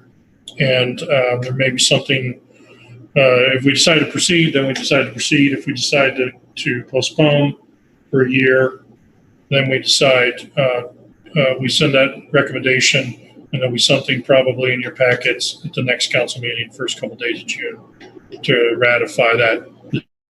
The meeting is June 1st. Mr. Mayor, if I may, do we have to cancel by the end of May, or is June 1 the day? June 1st is the day. She said June 1st. I don't know if you heard that or not. June 1st. So will we be able to will we need council action to cancel the fireworks? I don't think so, Doug. The mayor and finance director has the authority to make the call based on the. I can't hear Leslie. I'm sorry. And it's raining pretty hard. Sorry. The mayor has the authority to cancel the contract based on what was approved by council. But what we will do is bring something to council to ratify that action at the June 1st meeting. That's my current intent. If that's the direction the committee decides. I'm still only partially hearing you. Sharon, is her microphone on? You stand in front of that flat one there. Right there. I don't think that one makes any difference here. Sorry, now can you hear me? That's better, yeah. The mayor has the authority to cancel the contract, to make the extension to the additional year based on the contract and legislation that was approved. What we do is still bring an ordinance to council at the June 1st meeting to ratify that decision. Okay, I've got it. So you don't need us. Talking to people, I think the people I've talked to when they heard Toledo canceled fireworks, their reaction was they expected we would as well. So I think I've been told, and I want Mr. Fry to confirm this, that the township trustees have already consented that whatever the city's decision is, they will abide by that as well, since we are the contract holders. That's correct, Mr. Mayor. And that is a tough thing. If we have the fireworks in Sylvania and they're not having them in Toledo, we don't know about Maumee and Perrysburg's display over the Maumee River yet. I think Oregon has said they're going to have theirs, but they won't have any central celebration. They are more wide open in Oregon than we are. Maumee River, you can get anywhere along the river and you can see them for miles. Here, we would have an awful lot of people parked along our roads trying to take a look at them. And so I will want to hear the 2 police chiefs and the fire chiefs' recommendations on that. Yeah, my understanding, Mayor, from talking to Mr. Sanford earlier, is that the recommendation is not to hold them, but we've been trying everything we can to figure out a way to do it. And if we don't have fireworks, there's just like we're doing something smaller on Memorial Day, we need to conceive of some activity on the 3rd or the 4th of July to recognize the day in a appropriate, smaller outdoor ceremony. Absolutely. Okay. Any further discussion on the fireworks? Okay, let's move on to agenda item 6B, temporary street closures. Lindsay Staub brought this to my attention last week, and I'm sure you all read the articles. There have been 2 now about the mom in Port Clinton. Mom Meals on Madison, that's their main street. I was actually over in Port Clinton over the weekend. I took a look at their scattered tables on Madison. They have 2 parallel roads to Madison. One is actually a bigger boulevard than street downtown is, and this is their season to make or break their businesses. But they did cancel their Walleye Festival, which was supposed to take place this weekend, which would have closed Madison anyways. They would have had a parade on Madison. They would have had their waterfront park with concession rides and everything going. But and they said it was successful. But I'm interested in hearing your opinions, and I want to hear from Mr. Sanford and the chief about it, but let's hear your opinions, unless you want to hear theirs first. I think the logic, and I'll talk more, give you something to criticize or correct me on. Over in Port Clinton, the point was they wanted to have more space to expand restaurants, outdoor eating areas to make people feel safer. Those restaurants, if you've been over there, do not have much in the way of parking other than what's on Madison Street, unless you go to the next street or something. They don't have parking lots adjacent to the restaurants. And I was thinking about that here. In downtown Sylvania, J&G's and Chandler's have a parking lot between them where perhaps tents or tables could be put. Inside the 5 does not. However, the restaurants up north of there do. Both restaurants up there can expand into their parking lot. So I was thinking, and in conversation with the chief, perhaps we could expand and inside the 5 to expand into Maplewood, close Maplewood, and allow them to set up a tent or something there because they don't have a big parking lot to expand into. That might accomplish the same outdoor. They'd have to be very careful about meeting the governor's requirements, but not inconvenience 8,000 vehicles a day traveling up and down our main street, which I guarantee you they didn't inconvenience in Port Clinton. And if they did, they've got 2 parallel thoroughfares adjacent to it to take the load. So that's my starting point, but this is a council discussion. And why don't we start with Lindsay? Thank you, Mr. Mayor, for introducing this subject, and I am eager to hear the other council members' thoughts on this. I'd seen in other cities, as I'm sure you have as well, that this is something that's being considered for different cities based on their particular circumstances, but places such as Tampa, Cincinnati, Minneapolis, even New York City is starting to do this, and I know we're on a smaller scale than they are, but that doesn't mean that we can't look at these ideas and see what might be a good fit for us. And in our area, there's sort of 2 main things I've been seeing across for ideas to help this out. And one of them is being a little more ending restrictions on extending indoor space into the outdoor areas, into parking lots or into the sidewalk areas. And that would be beneficial for areas such as Mayberry Square or Saxon Square, places that have adjacent parking lots, or even like J&G's, that they could do it there.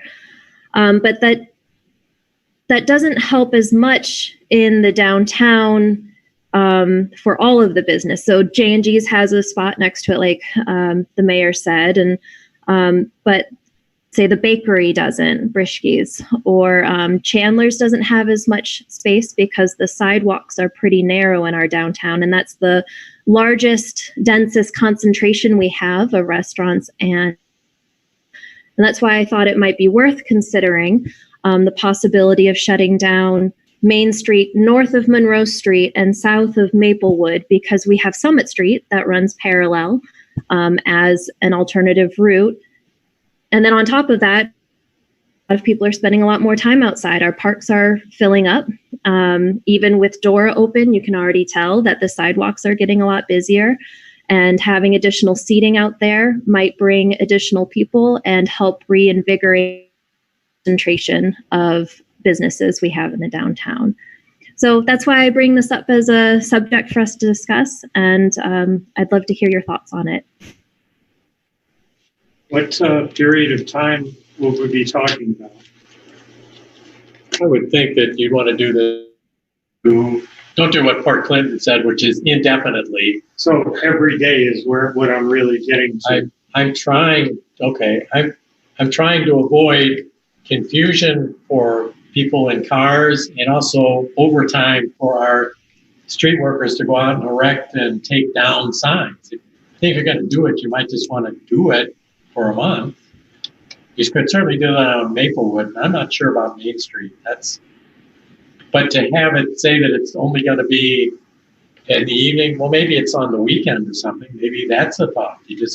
We put up barricades before we go home on Friday and take them down Monday morning. Mr. Mayor, that's what I was thinking. Honestly, this is Doug.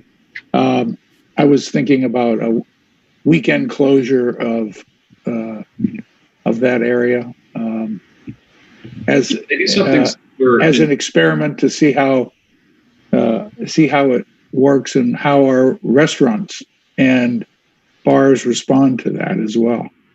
I don't think I'm ready to shut it down for a month tonight, but I'd certainly be willing to try it for a couple of weekends. Yeah, I'm inclined to think the same thing. Downtown Toledo does where Hensville is. Now they have the automatic barriers that rise out of the ground with the push of a button, which makes it, I guess, easier on labor. But, I think as a broad statement, I think it's a great idea. I think as weather's getting nice, people want to spend more time outside, and where people are having to keep 6 feet apart, to give them more space to do that just makes sense. I mean, to think how busy some of the art walks have been, if something like that amount of people just on our sidewalks, it'd be very hard to keep everybody distant. If they had some more space to spread out and keep a distance away from people, I think it makes a lot of sense, especially on weekends, especially as we get into nicer weather. Mr. Aller, the logistics of doing that, you don't just put a barricade at each end. You got to block off the left turn lane on eastbound. Just talk a little bit about the logistics of getting that done and the cost that might be involved. Yeah, there would be, the suggestion was to close it on Friday afternoon, and then open it on Monday morning. Yeah, we would have to set up barrels, closing the right-hand turn on Monroe, the westbound Monroe, the left turn lane in the eastbound direction. We would have to close it. We would have to put signage up at Erie Street for any trucks coming from Michigan, because they would not be able to make that Maplewood transition. This is what we do for Fall Festival. And for Maple and Main. No, and- we're going front door. We're going to stop at Maplewood. We're not going to go up mid-block. Okay. But for Maple and Main festivals, it's similar, right? That we've done in the past. I mean, we have closed Main Street, you know. That's Yes, we do it once a year. Yeah. Twice, sometimes twice, but just once a year. Now we're talking where we're doing it 9 times a year. Yeah, I would, Main Street gets over, the mayor said 8,000. Main Street gets over 12,000 vehicles per day. My recommendation would be to use Maplewood. If Main Street is chosen, then we'll do so. But you're affecting those 12,000 vehicles are now going to be going past residential street or something. So bear that in mind. Was there any discussion about closing it on the other side, meaning from Main Street to Summit Street? from Maplewood to Erie? Yeah, Maplewood. Yes.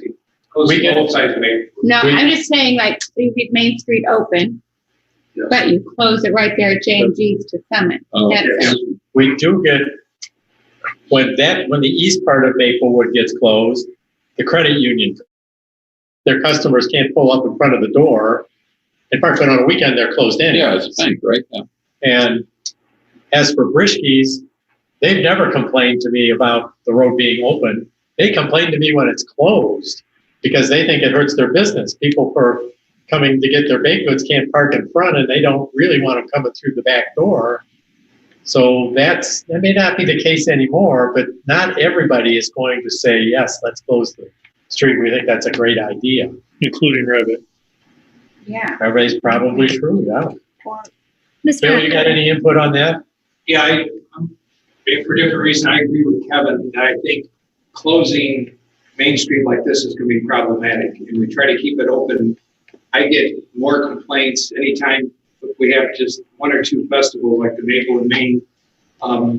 It affects people getting to the restaurants, like Element up the block and Sodbuster. They do not like the street closed at any time. So we have to keep that in mind that, there's a benefit. I understand what Lindsay's presenting. I mean, there's a lot of things that you can do with the streets.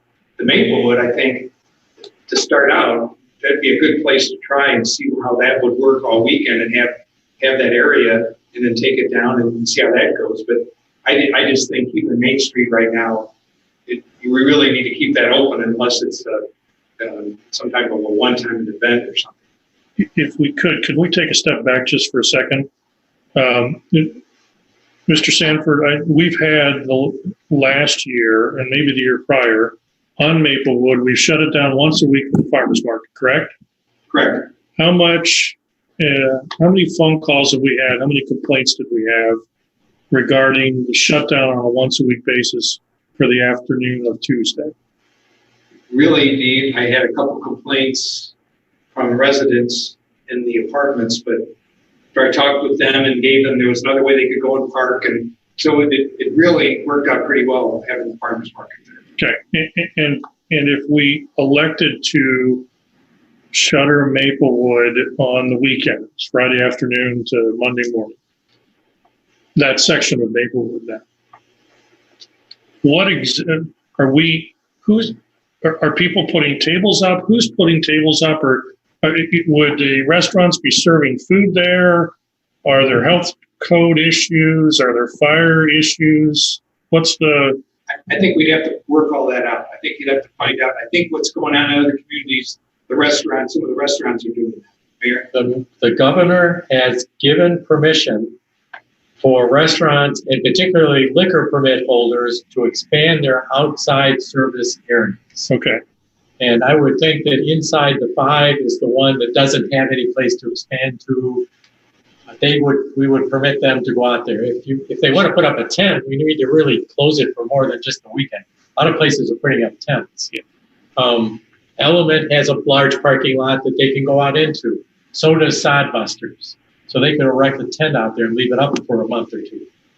The same is true, I think, for for J&G and Chandler's, they're going to lose parking, but they both have access to the parking lot between the two of them. Right. So J&G's has already said on the DSA meeting last week that they're not going to have indoor seating because they can't meet the 6 foot limitations inside. So would they be allowed to have their patrons take the food over to this closed section, or is this exclusively just for inside the 5? No, I think it's for anybody. Okay. I think it might, the governor hasn't been that specific, but he has said, yes, expand the outside patio areas. And I think that's what's happening when people go out into the streets. Yeah, there's 2 things I think happen here, that the sidewalks over the patios extend, and then that's the restaurant they would serve to their patio. You go into the street, it's more of a takeout order from any place. And just as a follow-up, who's paying for the erection of these prohibitions for these times? Because I know the DSA has paid for years to shut the street down for the market, for the farmers market. Who's going to pay for this shutdown? Because I can't speak for DSA, but I can generally tell you that's going to go down sideways. Right. If they had to pay for all these years to shut the street down, and then we decide, okay, we're going to shut the street down on weekends, through the summer or whatever, and we're going to cover it ourselves. I think we definitely have to talk to them. I've already talked to Ray and Barb a little bit about it, and I told her it was going to be a discussion point tonight. I think we need something coming from the grassroots, coming from DSA, and what they want to do, how they want to handle it, and working with us. And back to Maplewood, on this side of Maplewood, the west side, if we just closed from Richard Becker Place, I think it'd be problematic if we went all the way to the railroad tracks, but just from Richard Becker Place, the alleyway to Main Street, and then across the street, that'd be very similar to what we've done with some of the guard walks and some of the events and people spread, and there'd be room for them to spread out. I'd like to at least try that, but then also work with the DSA as to what's the game plan, because the farmers market won't be in the street this year, so that they won't have that expense that they had that Kevin gave them a pretty good deal on and how it worked last year. So what's the time frame, Lindsay, that you envision this occurring? Are you saying shut it down for 3 months, or are you talking about weekends, or what are you thinking? Oh, well, I was looking at this as a temporary trial period. I mean, we're at a very unusual time. And obviously now is when weather's getting better, and now is a lot of people are starting to feel more stuck indoors. So in my mind, it seemed like it would make sense that it would be something that we'd try for maybe a month, but it would be, it could just be in select hours or on select days, but it's more of a, let's try it for a bit. And if it seems to be popular and go well, then we can start looking at how we can expand it, or maybe we don't have a popular option.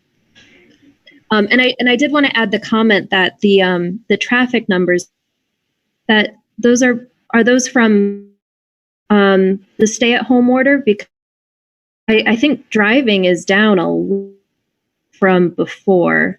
How we look at the use of some of these streets. That's what's been mentioned in some of these other articles. Those are average numbers from TMACOG. So yeah, they would be down, but if you cut them in half, you're at 6,000. So I don't how traffic has been affected from the side of that. Hey, Kevin, while you're standing there, do you have a schedule to put the bike rack back? The one that goes in front of Chandler's? Yeah. And then the parklets, has the DSA been given the okay to put the parklets in? We bike rack will be able to go in. We're holding off on that because of the Maple Main, but now that's been canceled, so we could get that installed. And the parklets will probably be going up very soon.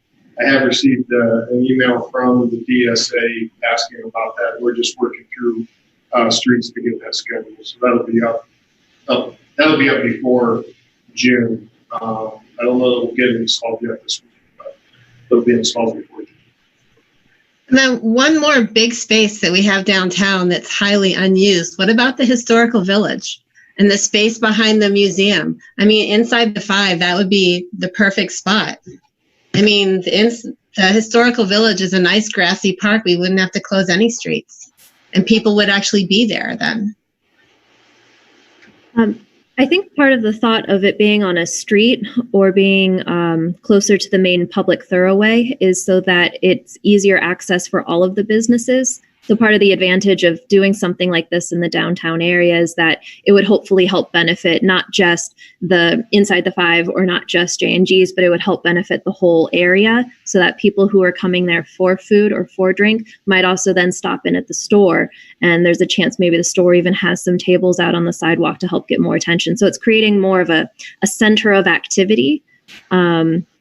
I love the center of activity thought. I'm just a little bit worried about the whole, like you shut the streets down and it has to look good. It can't be like a whole bunch of random sort of junky tables. It has to like look like you'd want to drive by and go, oh, that looks so great. Let's stop. Are there going to be food trucks, lots of tables? I mean, there has to be some draw, not just orange barrels and the street closed. We need a plan for the whole summer is what we really need. Pretty much that's something we'd like build up to. I definitely agree we'd want to get there. But the way I'm thinking is, these are not normal times, and that I think trying new things right now is now is the time to try something and see if it works. And that's where I think, obviously, yes, it should be aesthetic. But I think to give these businesses a place to maybe have some overflow to help their bottom line is a priority. And I think it would be a great idea to try it. I'm inclined to say we should try it for, every day of the week for, I don't know, a few weeks or something, and see if, like I said, if this is a trial period, let's see what days it's being used and not, and let's keep an eye on it. And that's my thinking. And then I guess my question would be for really anybody is, so if we shifted this to Maplewood, do we think it would be better or easier from the administrative point of view to do east or west of Main Street?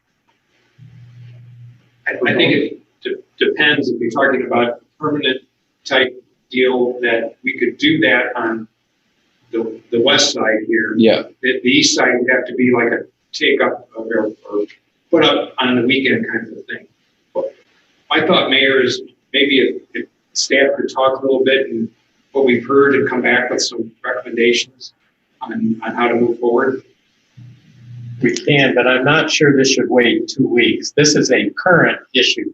No, and I didn't mean that we report this week. We could go on with different scenarios all night. The next couple of days, we can meet, come up with some things and share that with council, because I agree. I think it's going to be a nice weekend this weekend coming up weather-wise, so there might be more demand to do some stuff. It'd be nice to have something this weekend. I think that's important. If you're going to do something, you need to do it. And also, I have to talk to the DSA. What if we just start with half of Maplewood, half of the east side of Maplewood, so that the credit union can still go in their driveway and Reed can still go in, and you just take half of the block and shut it down permanently, for the summer. From the intersection to the first driveway. So there's no parking lots that are being affected. There's no businesses, but it's next to the corner park. Okay, when I talked to them, when we were looking at the farmers market, they were dead against any closures, even partials, credit union, because people come up Main Street and pull up and there's nowhere to turn around. Yeah, it causes a traffic issue. People come off of Summit Street, they can't turn around. Right. And the other thing, Katie, is you create a dead end. And so you have an out-of-town traveler, or even a local traveler that doesn't realize that it's closed. You can have all the signage at the intersection you want, but if it's open for a car's going through, and then they get to where we've got it blocked off and they got nowhere to go.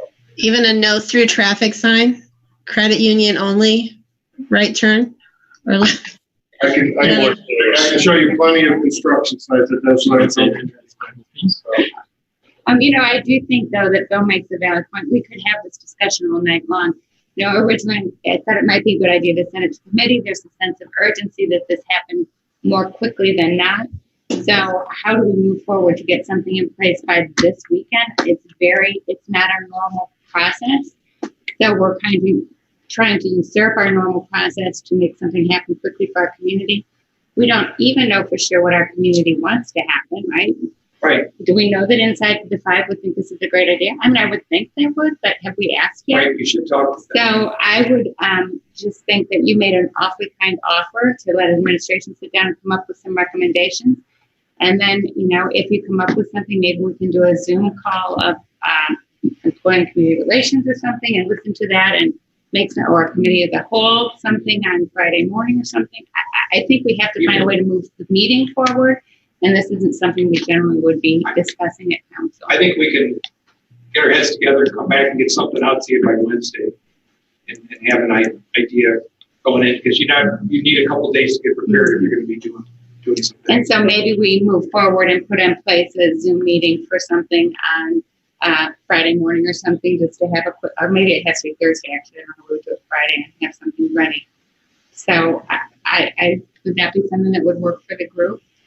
Two things. One is, to Katie's point, I wouldn't want to restrict anything to the businesses or the DSA requirements.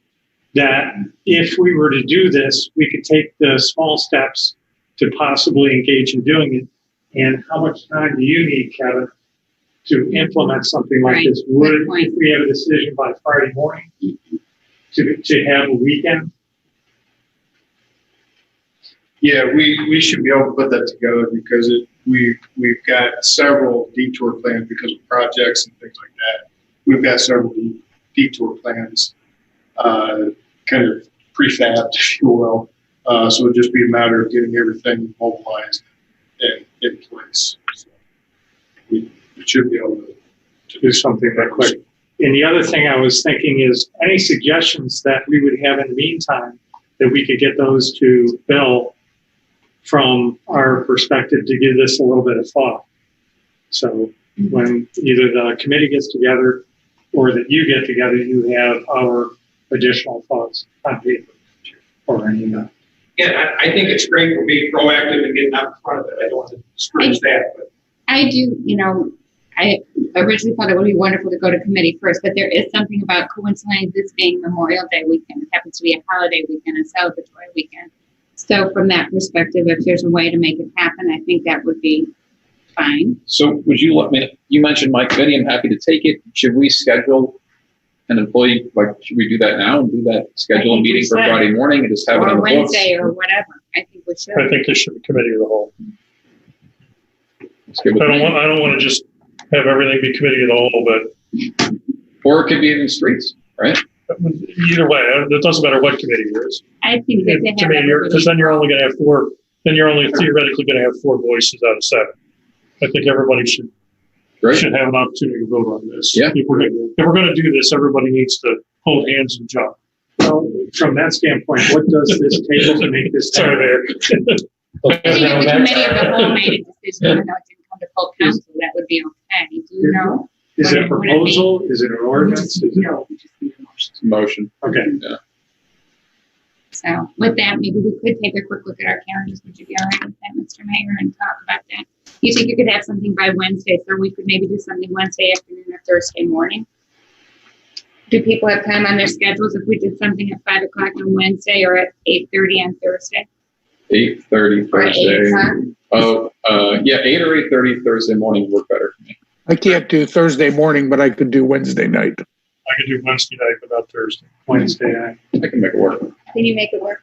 Is 5 o'clock a good time, or 4:30? 4:30 might be better. 4:30 might be better. 4:30 is good. I like that. All right.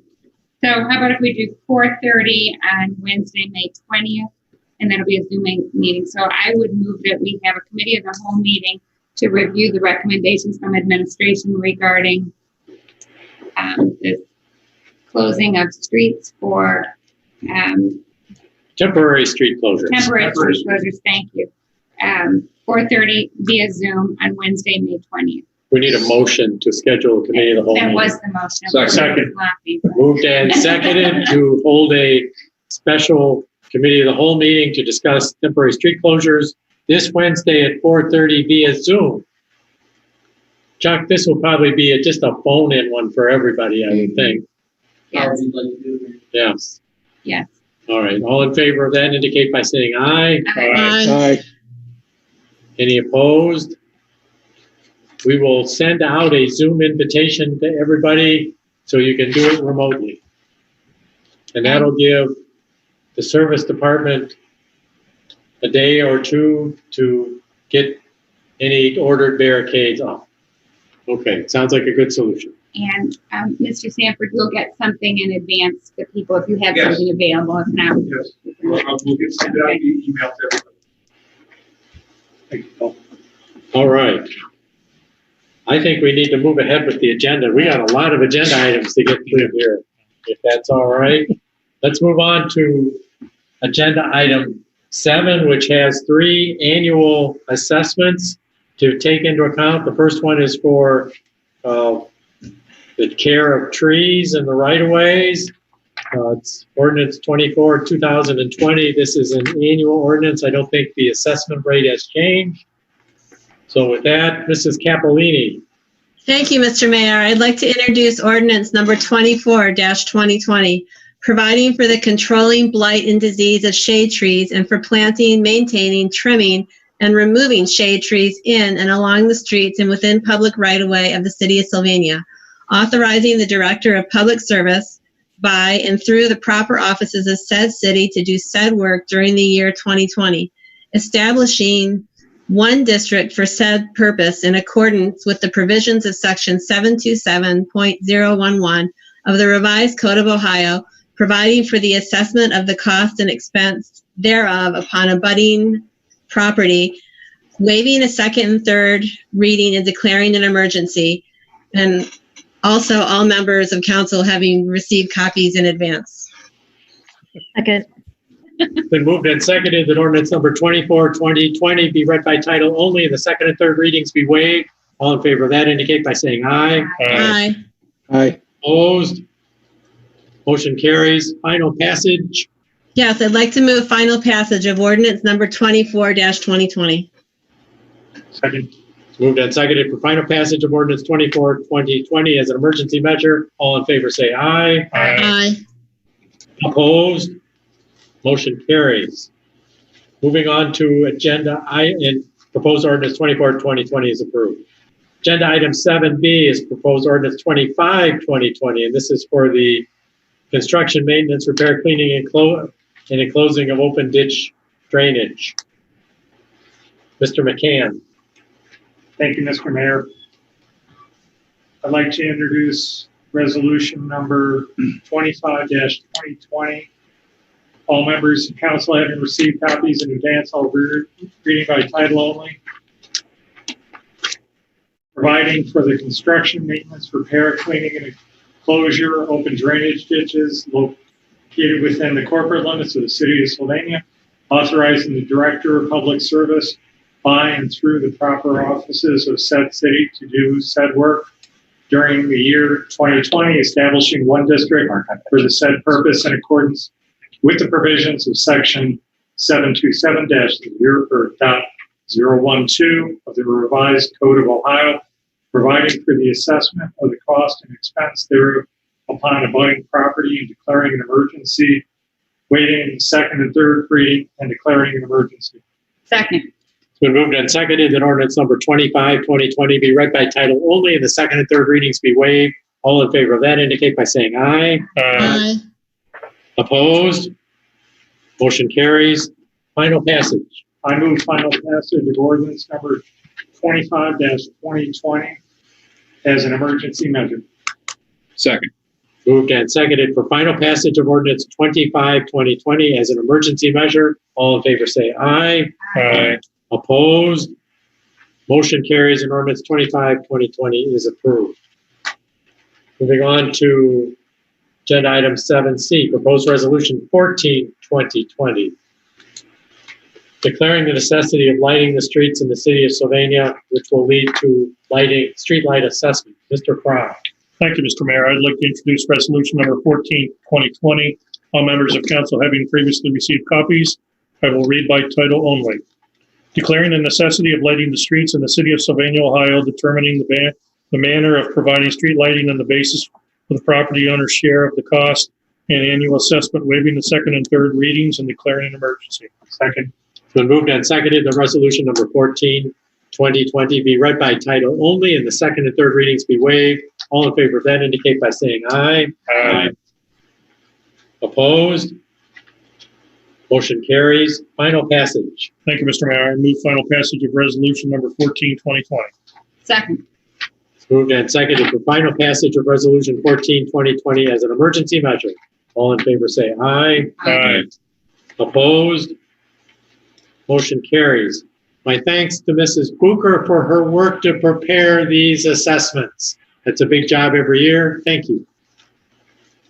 Moving on to agenda item 8. You have the service director's report on the bids received for the resurfacing of Brookfield Estates. This is a bid project. We've discussed it. We did get very good bids. Mr. Aller. Thank you, Mr. Mayor. Yes, we received 5 bids on April 29th for the project. Our original estimate that we had in the budget was $300,000. Our final engineer's estimate was $293,854, and Gherkin Paving submitted the low bid of $255,108.27. Gherkin Paving does, numerous paving projects. You see the trucks everywhere when there's paving being done. Very good contractor. If you take a look at the bids that we got, we have 4 of the 5 bids were within about 12% of each other, which is very tight bidding. And only on a $255,000 project, only $1,300 separated the 2 lowest bids. So I think we got good pricing on this project, and I would recommend awarding the contract to Gherkin.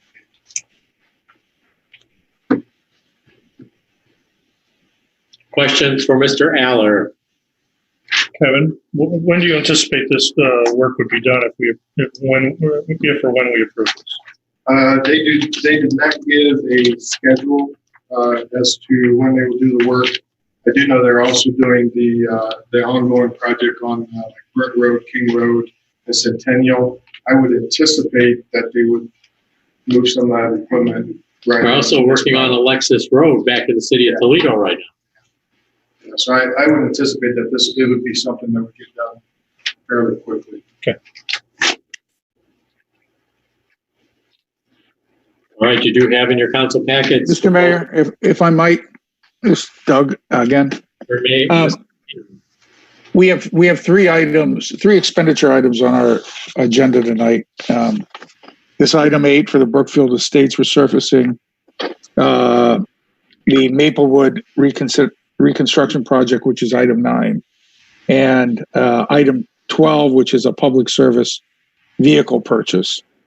I'm not comfortable moving forward with resurfacing the streets and expending monies to do that right now until we have additional information about where we stand with our revenues. I think what we've heard tonight is we're $500,000 down permanently, and we're going to continue to have constrained activity in the city for at least another month or so. And we're going to have some long-term economic impacts that I don't think we're able to predict right now. And I assume we don't have to accept this contract tonight, just from our discussions about bid length and how we were going to bid these, assuming that we did that these bids are open for longer than we had anticipated, or than the 30 days that we normally request. I know we talked about that at a previous meeting. It's a good 60 days, Mr. Hanum, which would take us to the end of June. Which means that we'll have a lot more information about May and the first half of June when we make that decision, which is consistent with what I understood and what I had hoped we'd be able to do. So to advance the ball here, and I know we've been at this meeting already for a long time. I think items 9 and 12 are critical and we need to do those immediately, but I would like to defer the Brookfield Estates resurfacing project action tonight and postpone that to a later meeting. These are capital improvement funds, which we cannot expend for operations without a change in state law. However, prudence would say that perhaps we should use some of those 60 days to think about it. But I want to look at the committee chairman, Mr. Fry, or other members of council. Do you have comments on this? Mr. Mayor, I have no problem pushing this off, provided we have these are great bids. Take another couple of weeks to see where we're at the end of May to see whether we're really down as much as we expect. I've got no issue with that, provided that the bids are still good. Mr. Aller, we have until about June 28th, June 29th. Yes, yeah, we would have until June 29th. I would just reiterate that what you indicated, Mayor, they are capital improvement funds. So the reductions that Mr. Shorter talked about earlier don't have an impact on that capital improvement fund. But we do have until the end of June. Other members of council? If there's no risk or harm in waiting, and doesn't appear to be, then why not? I'm also in support of waiting. Yeah, it sounds good to me. Let's hold off and see what happens. Why don't we have a motion to table this until our June 1st meeting and bring it back? Mr. Mayor, I'll make a motion to table ordinance number 26, 2020 until the first meeting in June. Second. It's been moved and seconded to table proposed ordinance 26, 2020 until our next meeting on June the 1st. All in favor say aye. Aye. Opposed? Motion carries, and we'll put it back on the agenda for our next meeting. Turning to the second page of our agenda, agenda item 9 is to hire engineers for our Maplewood Avenue reconstruction project. Mr. Aller. Thank you, Mr. Mayor. This is a reconstruction of Maplewood between the railroad tracks and Main Street. It is an OPWC project, and ultimately, once the OPWC agreement is done next July, we will be able to recoup 47% of these costs. That is the share of the total project costs that OPWC is covering. We requested proposals from 3 local engineering firms, and CT consultants provided what we believe to be the lowest and best bid in the amount of $36,500. We have not worked with CT consultants directly before, but they are a long-term consulting firm. They're well-known around the state and have done several large and high-profile projects. So we have no issue with entering into an agreement with them. This was also in our capital improvement budget. Because of the OPWC funding, we are on a timetable that we need to meet in order to advertise the project in a timely manner. And so we would recommend moving forward with CT consultants with a contract of $36,500. Further discussion? So I know that this has already been a long meeting and this has to go quickly, but I sort of had a lot of questions about the design, and is the bump out going to be a mini parklet? And it just seems like there's really some good opportunity to do something great here. And I'm just wondering if this is the last time we're going to talk about it, and then all of a sudden we're going to get a design that has to be approved in a minute, or will it come back again so that we can talk about it when we have more time? Or it'll be, yeah, I'm sorry, Mrs. Catlin, didn't mean to cut you off. It'll be much like the tighter time frame, but it'll be much like the Main Street project was, where we got some general concepts and then kind of put everything together with a final plan and brought it back. We do also plan on having meetings with some of the downtown businesses, the BSA, the chamber, things of that nature, because this short piece, while it is a short piece, it's going to, much like South Main Street did, we need to be able to tie this into whatever Main Street is going to become when that streetscape is done. So this is kind of step one, or step 1.5, if you will, of that downtown streetscape. Construction is not scheduled until 2022. Correct. It feels hurried, but it's a state of Ohio hurry up and wait project. Yes. So I'm not exactly sure who was on the Parklet committee, but I felt like they did a good job and they've already looked at a lot of those issues. Would it be possible for you to put the Parklet committee in your loop? Absolutely. And then one more thing about that stamped cement. So I don't know if you noticed that on Main Street, it's kind of peeling up. It was peeling, and then I think you went back and somebody painted it or sealed it, but it's still like bubbling up. That stamped cement, it's going to be dated like so fast. Could we just stop on the stamped cement? We'll take that under advisement. Thank you. Yep. Okay, if we're ready, Mr. Fry, ordinance 27, 2020. Thank you, Mr. Mayor. I'd like to introduce ordinance number 27, 2020. All members of council having previously received copies, I will read by title only. Accepting the proposal of CT Consultants to provide engineering services for the Maplewood Avenue reconstruction project, appropriating funds therefore in the amount of $36,500, waiving the second and third readings, and declaring an emergency. Second. It's been moved and seconded that ordinance number 27, 2020 be read by title only and the second and third readings be waived. All in favor of that indicate by saying aye. Aye. Aye. Opposed? Motion carries. Final passage. Thank you, Mr. Mayor. I move final passage of ordinance number 27, 2020. Second. Moved and seconded for final passage of ordinance 27, 2020 as an emergency measure. All in favor say aye. Aye. Aye. Opposed? Motion carries and ordinance 27, 2020 is approved. Moving to agenda item 10. This is a right-of-way dedication at 5576 Centennial Road. Mr. Aller. Yeah, how this property got an address like that, I'll never know. This is an odd situation. We actually found it when Mrs. Booker started looking at the assessments for this year. And this parcel all of a sudden popped out of nowhere. It had never been on our listing before.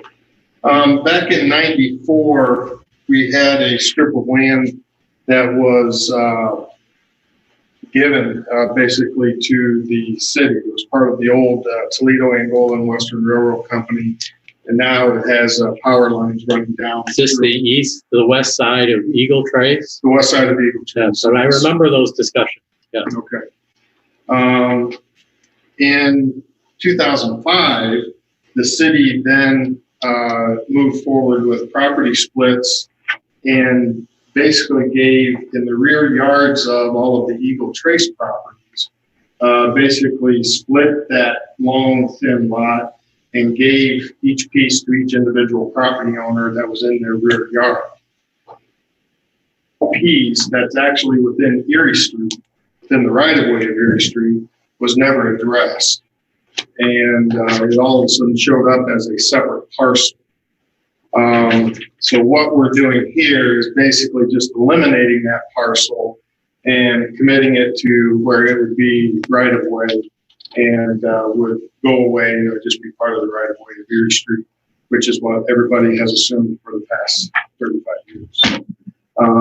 It's an odd thing, but this cleans it all up. Sounds like a good move. Mr. Fry. Thank you, Mr. Mayor. I'd like to introduce ordinance number 28, 2020. All members of council having previously received copies, I will read by title only. Accepting from the city of Sylvania a warranty deed of right-of-way, dedicating the same for public purposes, providing funds therefore, waiving the second and third readings, and declaring an emergency. Second. Been moved and seconded that ordinance number 28, 2020 be read by title only and the second and third readings in favor of that indicate by saying aye. Aye. Opposed? Motion carries. Final passage. Thank you, Mr. Mayor. I move ordinance number 28, 2020 be passed as an emergency measure. Second. It's been moved and seconded for final passage of ordinance 28, 2020 as an emergency measure. All in favor say aye. Aye. Opposed? Motion carries and ordinance 28, 2020 is approved. Moving on to agenda item 11. You have in your council packets a banner that the Sylvania schools would like to erect on Main Street. They are willing to pay the cost of it, both the fabrication of the banner and the installation cost and the application fee. You have a copy of it right here. It says, "Congratulations, Sylvania graduates." Sounds like a wonderful idea, but it requires council approval to put up a banner. Mr. Hanum. Thank you, Mr. Mayor. I would move adoption of ordinance number 29-2020. All members of council having previously received copies, I will read by title only. Approving the banner application of the Sylvania schools, authorizing the zoning administrator to indicate such approval on behalf of the city of Sylvania, waiving the second and third readings and declaring an emergency. Second. It's been moved and seconded that ordinance number 29, 2020 be read by title only and the second and third readings be waived. All in favor of that indicate by saying aye. Aye. Opposed? Motion carries. Final passage. Thank you, Mr. Mayor. I move final passage of ordinance number 29-2020 as an emergency measure. Second. Been moved and seconded for final passage of ordinance 29, 2020 as an emergency measure. All in favor say aye. Aye. Aye. Opposed? Motion carries and ordinance 29, 2020 is approved. We all know these are special times. The photo displays on the North Hill, the Band Hill at Northview and on Cougar Lane are very nice. If you haven't seen them, they're quite something to see. Moving on to agenda item 12, public service vehicle purchase. Mr. Aller, put this in perspective for us. Thank you, Mr. Mayor.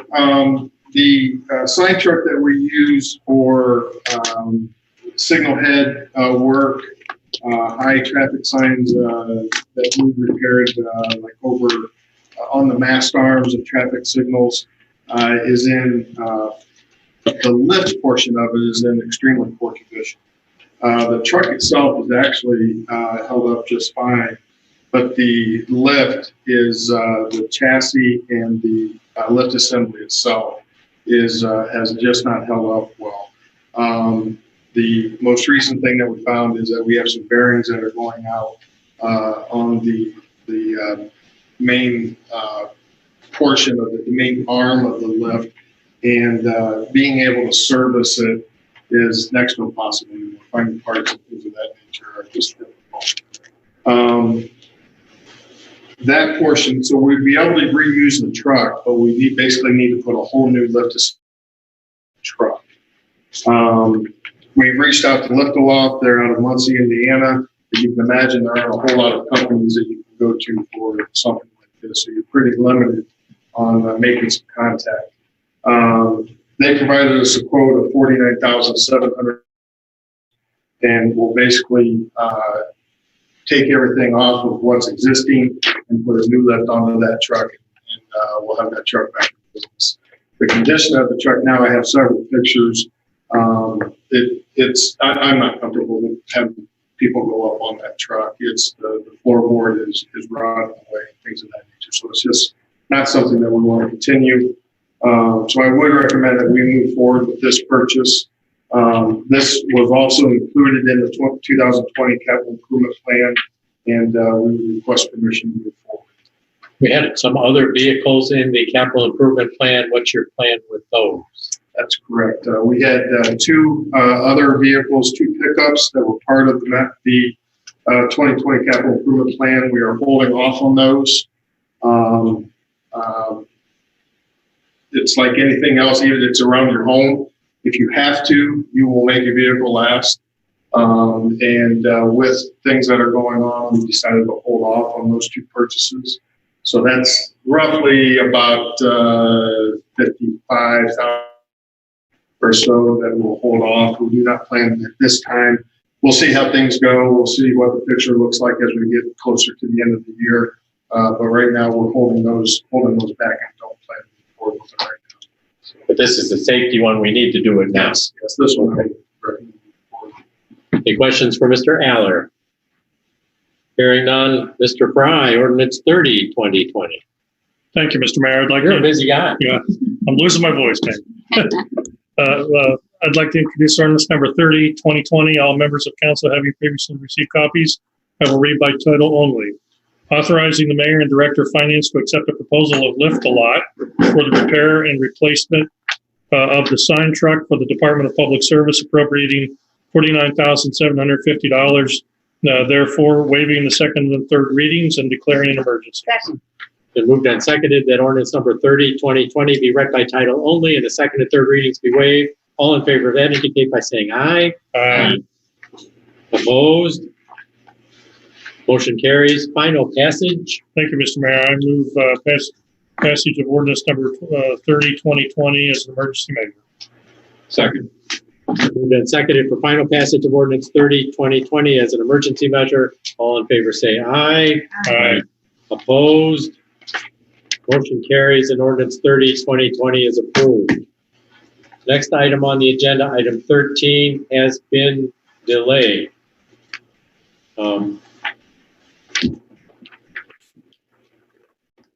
Mrs. Brining, what was the reason for the delay? There's some modifications that need to be made to the legislation. All right. Moving on to agenda item 14, proposed ordinance 32, 2020, approving our Ohio Advanced Energy Improvement District program for residential purposes. Mr. Aller, you want to address what this is, or Mrs. Brining? In just a few words, I know it. Just tell us what it can do. Yeah, basically, a homeowner, if they want to make some energy improvements to their home, new furnace, insulation, windows, and some energy saving improvements. Then this gives them another mechanism to be able to finance that. It's a program through the Port Authority. We actually did this. We entered into the ESID with the advent of Funnigan's. That they got us into the program, and now the residential program is beginning up. I sit on the board of this ESID, and we hear the applications every quarter and typically approved. They go through a pretty rigorous process to get the funding. It basically opens up the program to residential projects. In a few words, they can contract for energy saving improvements. The government authority, the Port Authority in this case, will pay for them and finance them, and they pay back the Port Authority on their property taxes, or how?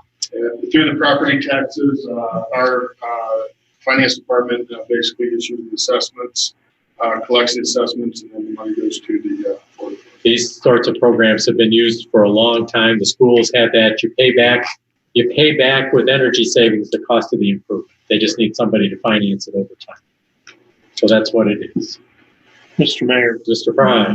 Given my company's economic relationship with the Port Authority, I would request that I push back the table. We need a motion to permit that.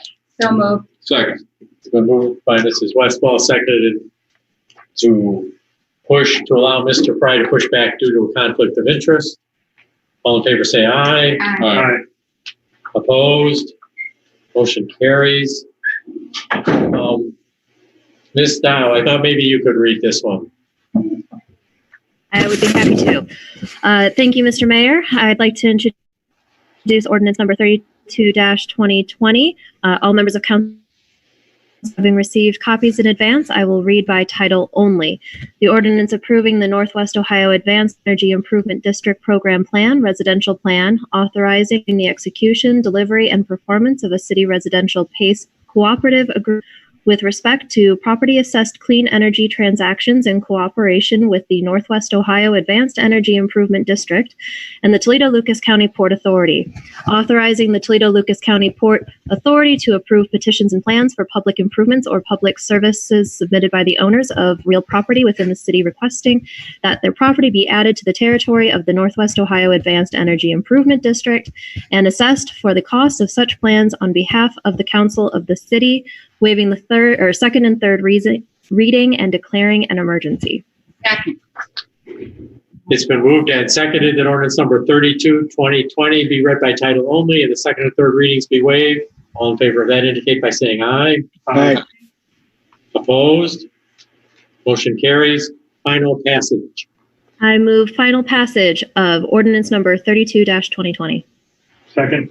Moved and seconded for final passage of ordinance 32, 2020 as an emergency measure. All in favor say aye. Aye. Opposed? Motion carries and ordinance 32, 2020 is approved. And Mr. Aller, one thing we didn't say is this doesn't cost the city anything. No. No. Okay. Moving on to agenda item 15. This is to authorize entering into agreement with the Board of Township Trustees for the JED that's been discussed. We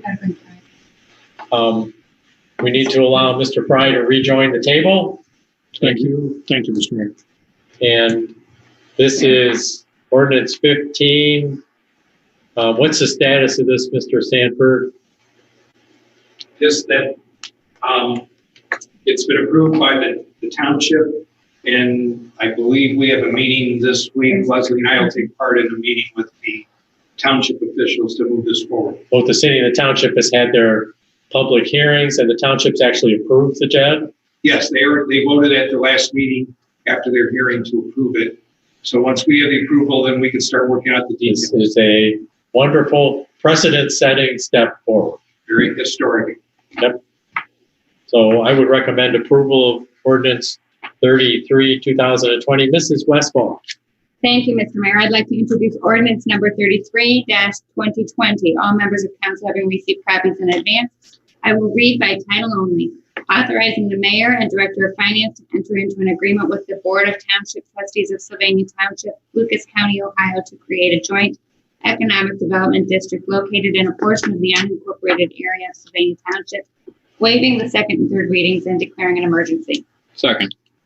Been moved and seconded that ordinance number 33, 2020 be read by title only and the second and third readings be waived. All in favor of that indicate by saying aye. Aye. Opposed? Motion carries. Final passage. Mr. Mayor, prior to reading this, I would like to just make a few quick remarks if I could. I'd like to extend thanks to city administration for their hard work in moving this JED forward. I know it's something that we've had on our radar for quite some time. It feels very good to see this success, and I commend you on your good work. And I thank all of the members of administration for your efforts in making this move forward. Thank you. With that, I will move final passage for ordinance number 33-2020. Second. It's been moved and seconded for final passage of ordinance 33, 2020 as an emergency measure. All in favor say aye. Aye. Opposed? Motion carries and ordinance 33, 2020 is approved. Agenda item 16 is for setting a public hearing date. This is previously referred to the Planning Commission months ago because of an injury of the project engineer.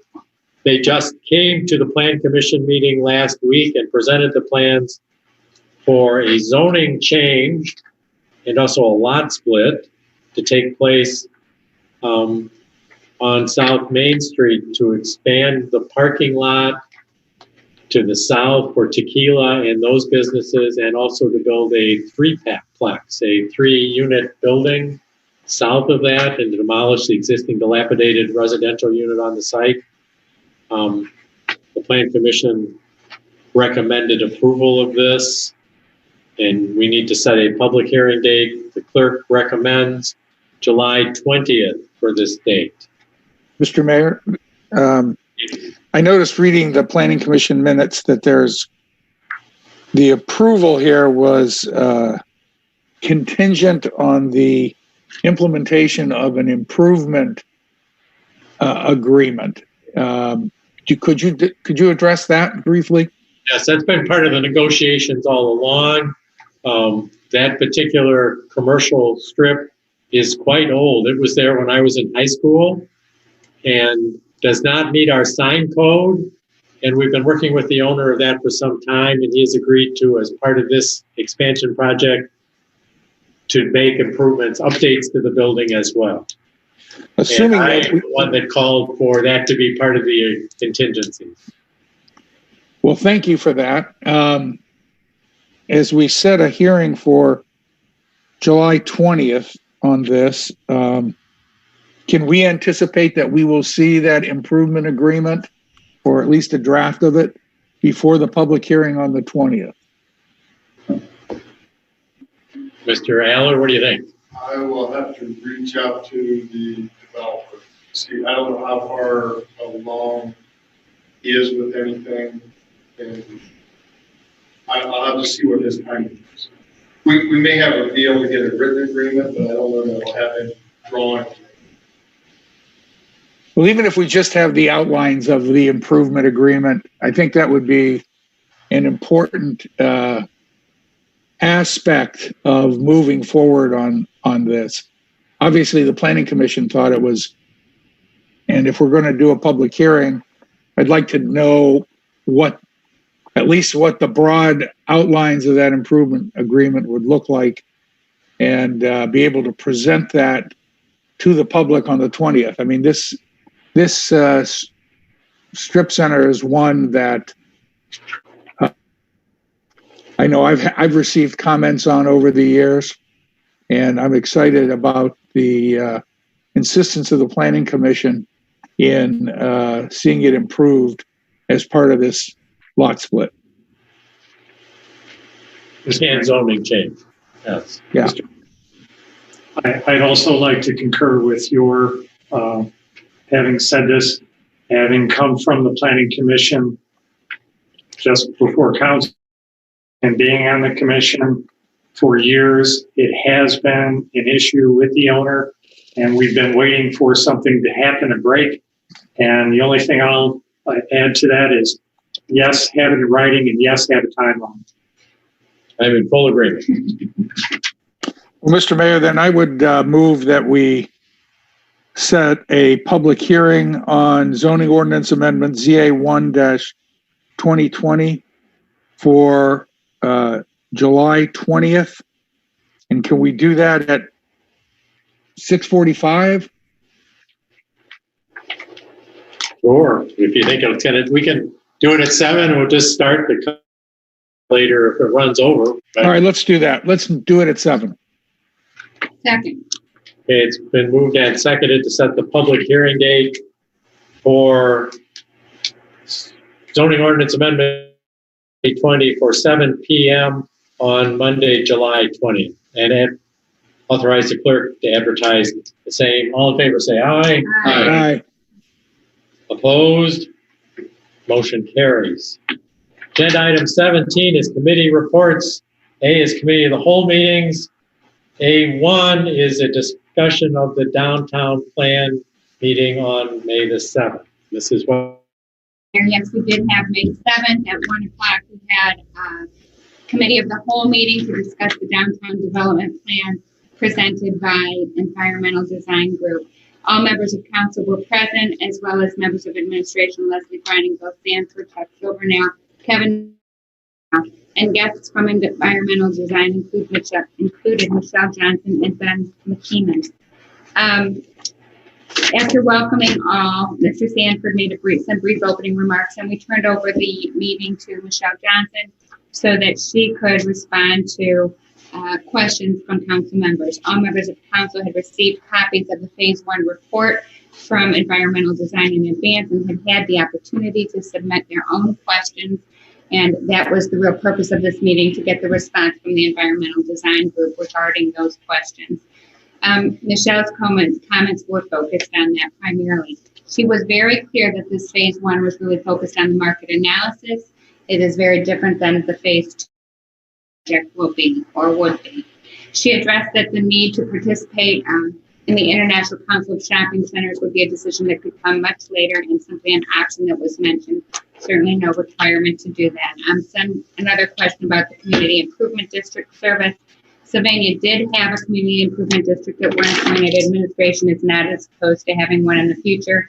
There were quite a few questions about walkability scores and what that meant. She went into some detail explaining to us how those things were developed and measured.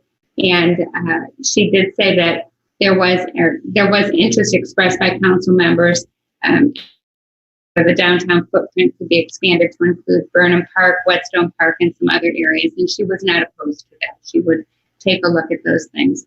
Also discussion about how we might ensure connectivity with TARTA as that plan takes shape surfaced.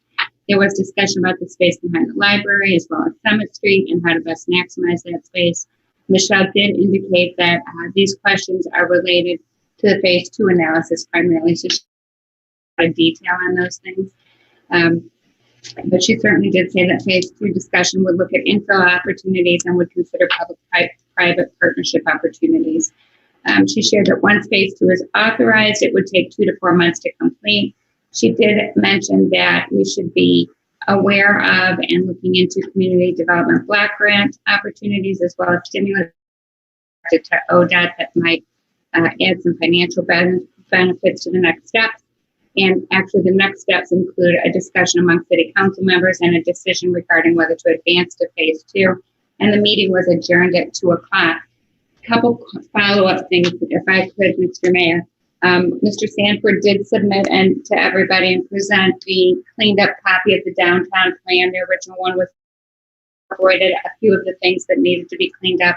Mr. Sanford did provide a copy of that to all council members in advance, and I do think she's got hard copies for those members of council members on Zoom. Okay. Also, I did want to make a request for if you would consider pushing back out to all council members the actual report that had the phase 1 in it, that would be helpful.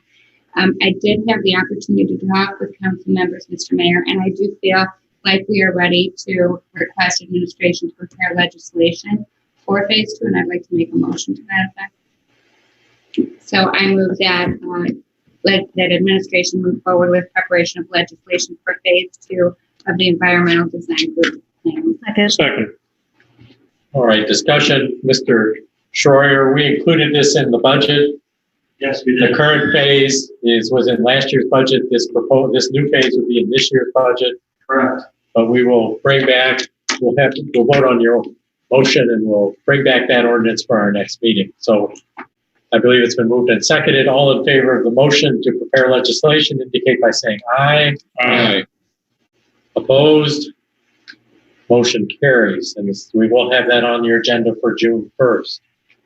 Agenda item A2 has already been handled earlier in the meeting as 4A. Then to 17B, an update from the Employee and Community Relations Committee of their meeting held on May 11th. Mr. Richardson. Thank you, Mr. Mayor. Yes, the committee met on May 11th to discuss the 2021 city calendar. We reviewed the 4 bids we received. The committee, we decided we wanted to hear more details in person or over Zoom, rather, from Flanders and Fuller about their potential design work. We would like to set another meeting to do that. I've spoken with them, and they are, and I've spoken to most members of the committee. We were looking to schedule another meeting this Thursday at 3 p.m. If that's good for the members of the committee. I think I heard from Katie and Doug. Brian, does that work for you? Which Thursday at 5:30? Yes. Okay. So I'll make a motion in a second, but we decided to hear from them more, and then the committee also wanted to hear from Aero Printing about the possibility of them being the ones to do the actual printing of the calendars, because their cost for the printing came in what other people would have to do, other third-party printing. So we're exploring those options, and we will see. With that motion, I'll move to schedule a employee community relations Thursday, 21st, May 21st at 5:30 p.m. This will be a virtual meeting held on Zoom. I'll send out the link to those who need it. Second. It's been moved and seconded to schedule a employee and community relations for this Thursday at 5:30 p.m. via Zoom. All in favor? Saying aye. Aye. Opposed?